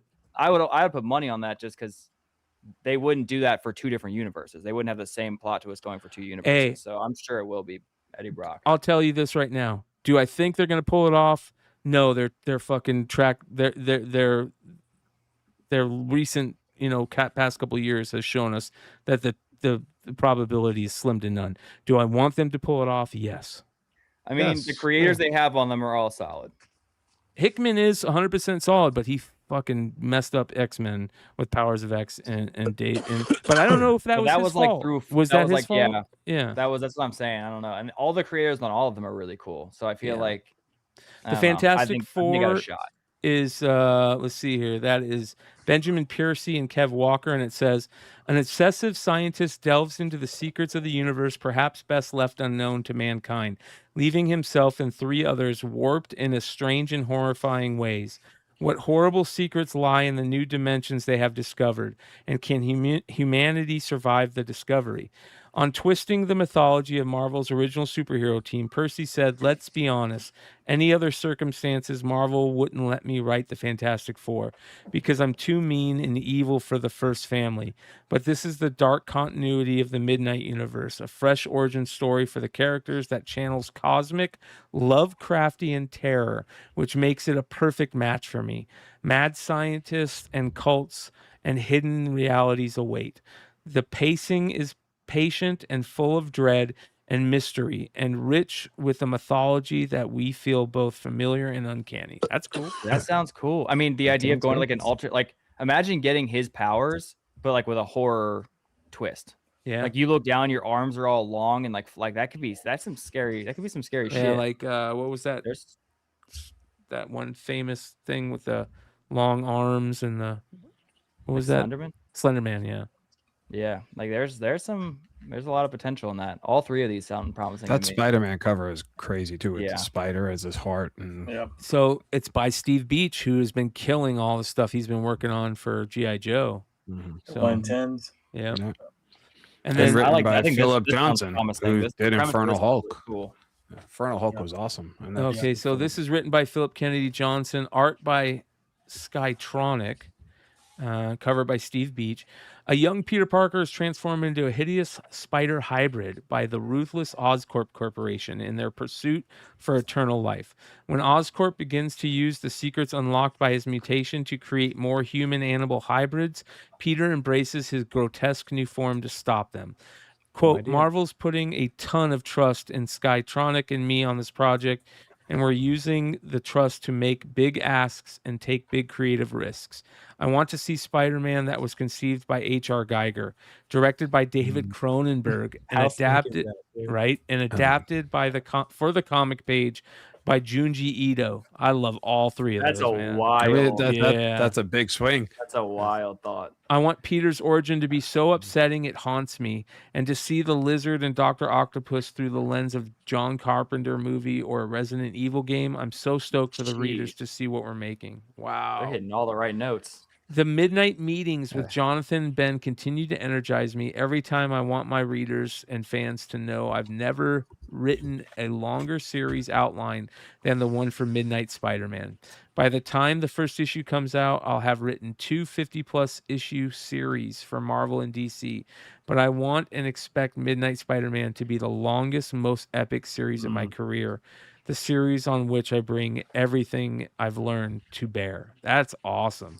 That's a very promising statement. Got to deliver on that, but like, yes, what he. I mean, it'll definitely get me to cover, grab the first one off that. Yeah, I think I agree with Left Arrows. I'd be surprised if this misses. What's the length of these series? Are they? They're ongoing. They're ongoing. I mean, he just said he wants it to be the longest series he's ever written, so you got to imagine they're giving him a lot of runway. Yeah, I think they're gonna cook, man. I really do. Maybe I think it's cool too, like how he's tipping his hand that they're going to reimagine the Dr. Octopuses and those type of characters that we've come to know. It's exactly what happened in Absolute, where it's like, who's the interior artist for the story? Cytronic. I've never heard of him. Is it the guy that's doing the cover, or no? That's Steve Beach. No, that covers Steve Beach. Let's take a look. Because if I'm going to be honest with you, the only way this is going to fuck up is, from Get, is if the interior art doesn't match give him a the story writing. The story seems to have something, or the premise of the story. This is the artist right here. Yeah, if the interior art. Oh, okay. Okay, that looks pretty good. That's pretty. Is this like an interior tease? I mean, he doesn't post this. That's from 2024. You're already in like 2 plus years old, so it seems like he doesn't post that often. He's going to be much better. Look at that Venom. Oh yeah. Wait, is this the same guy? No, the name is spelled different. Is it? This is different. Somebody. Sidetrunk. Is that that's what it is? Yeah, that's it. Okay. Yeah, comic book creator right here. Interesting. He's only done a few things. Godzilla destroys the Marvel Universe. Yeah. Some Penthouse comic covers, it looks like. Awesome sauce. Looks like he's drawn some actual manga stuff too. Oh yeah, he's done some he's drawn some actual manga, which maybe fits into the Junji Ito stuff. I mean, naming John Carpenter, Resident Evil, all those different name drops he did. Geiger. Yeah, I have a lot of faith. Great. Maybe I shouldn't, but I have a lot of faith in this. I'm gonna give it a chance. Ooh, that's creepy. Look at that. I'm definitely gonna give it a chance. Mm-hmm. That's creepy as fuck. Can we take one of those Spider-Man images and put on Ryder's cover for the 1000? Got a feeling. A lot more people are gonna like it. Well, ladies and gentlemen, I don't think there's going to be an episode next Saturday because it'll be Leg's wedding, but we'll see how it plays out. We could maybe do something on site from Vegas. That being said, it's going to be a fun week, that's for sure. So what do we got coming up?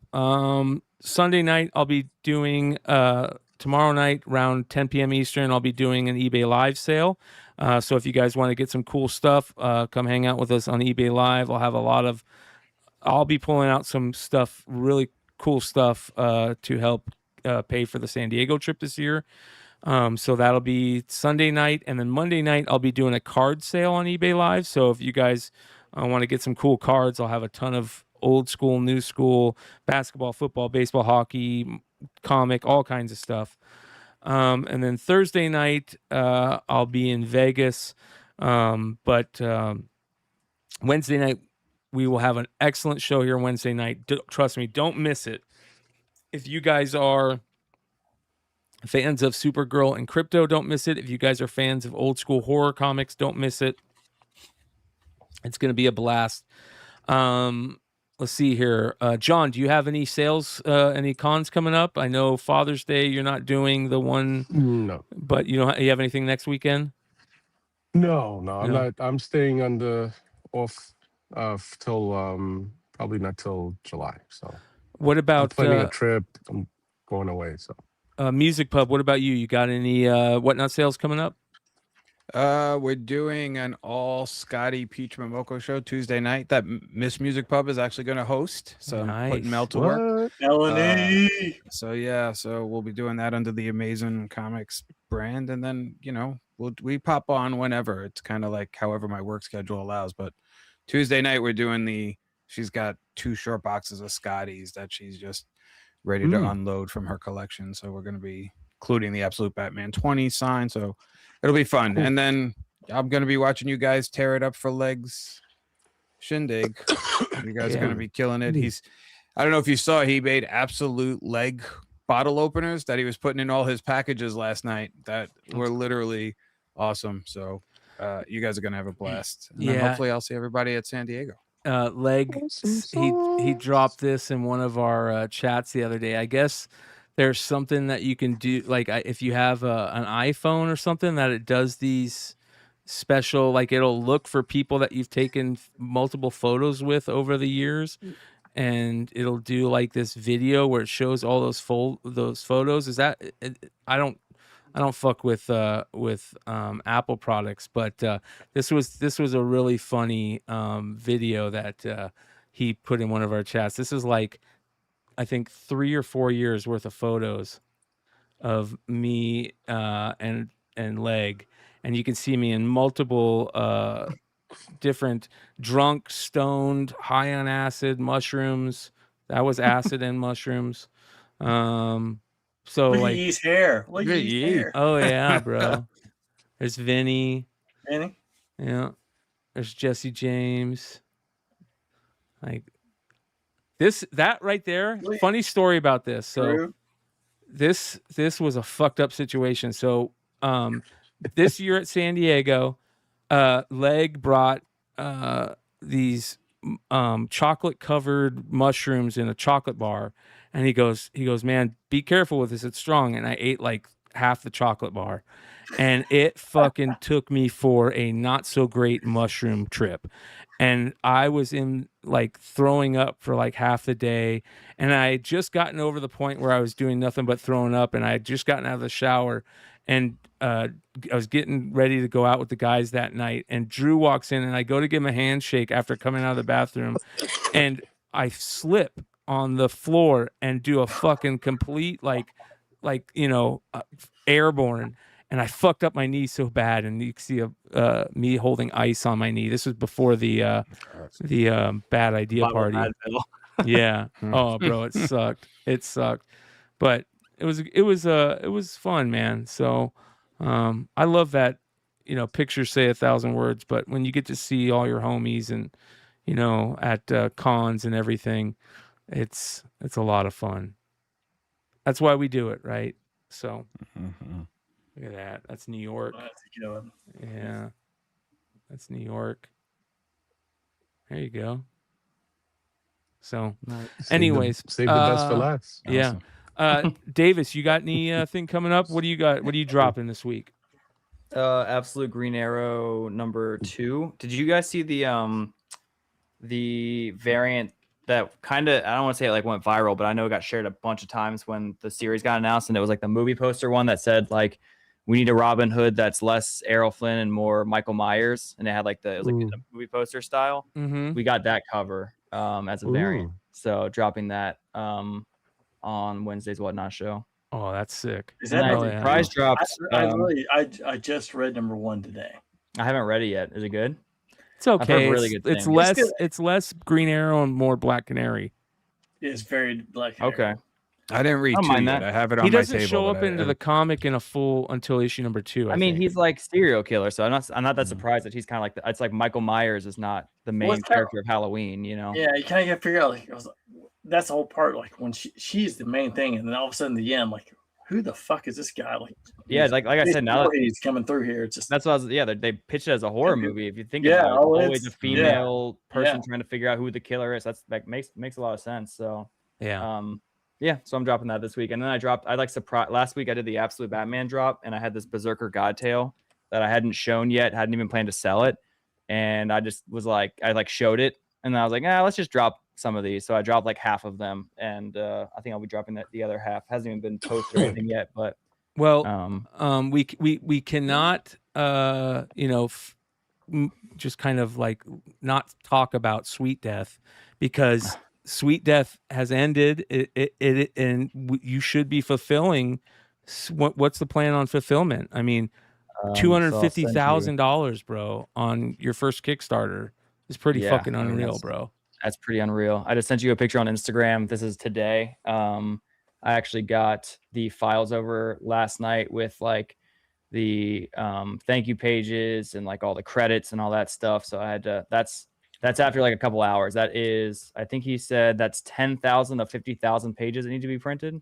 10K of 50,000 pages. Yes, they need to be printed. So that's it. Yeah. JR should be. Is he involved in this? Yeah, he's the artist. He's the artist for the series, well, actually. shit. Yeah. Series cover artist. He actually wrote it. I just took credit for it. So yeah, if you like JRJR, check the series out. No, yeah, he. I think that might even just be a stack of one singular page. But yeah, like printers started today. They got to get all the guts printed, and then Monday we'll have all the numbers, like the final numbers, to put in the order for each cover and all that stuff. And then the plan is the expected landed date for all the final covers is July 1st. So I'll have them in July 1st, hopefully, and then over the next 2 weeks we'll be shipping everything, and hoping that like by July 10th everything will be like out to people, delivered, on the way, whatever, so that by July 22nd, which is San Diego, like the plan is to have everybody's delivered by them, or at worst case scenario in transit, you have your tracking is delivering around San Diego time, because we have some San Diego variants as well. We want to make sure the Kickstarter people feel good about their covers. Well, here's what I do know a little bit about this too. Like you said, the San Diego variants. There is the Sveta one there's an extra Sveta one that still hasn't been talked about, which is going to be crazy. There is another Will, I think. Is there another Will? Will's doing his own cover for it. He's doing it for a character that you won't know until the book comes out. There's like some characters obviously in the book that you haven't met yet until you've read it. Like not just Eve is the only character, obviously. So Will is, great, I think, slated to do one of the other main characters.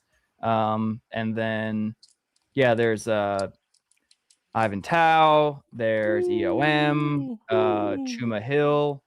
Got a bunch of people doing covers, a lot of really great artists making covers for San Diego. So, and like the people that got the Kickstarter, it'll say in the first page the title of the issue, which is No Angels Here, and it says Kickstarter edition. And so awesome. anyone who gets San Diego is not getting a Kickstarter edition. So even if you get it 2 days after, and I got it. It's a different book. There's other variants out. You have the Kickstarter edition. Yeah, very smart. And for anybody out there that is thinking about doing Kickstarters in the future, stay that road. Always make the Kickstarter its own thing.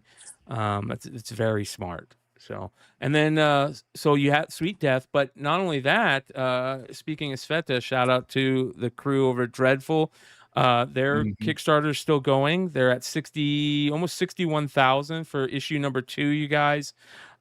This will be ending in 6 days. So you only have 6 days to get Dreadful issue number 2, get that taken care of. And I think Adam's going to join us next Wednesday, this upcoming Wednesday, to talk a little bit more about this. So go check out Dreadful. Make sure you guys score that too, which is obviously going to be amazing as well. And then I think also there's some Dreadful variants that are going to be coming out at San Diego that people don't know about. Big Clutch, I think, is going to have one, and a couple others. So be on the lookout for that. San Diego is going to be nuts, you guys, all around. It's going to be a lot of fun. There's going to be a lot of cool stuff coming out. So just get ready. That's all I'll say. That being said, love all you guys. Thank you for hanging out. Go spend time, like Alex said. There's a lot of people out there right now that wish they could go spend time with their father on Sunday. And if your father is still around, make sure you spend some time with him. Tell him that you love him. Do whatever you can to let him know that he's important. That being said, love all you guys. We'll see you soon. Where to go? Adios.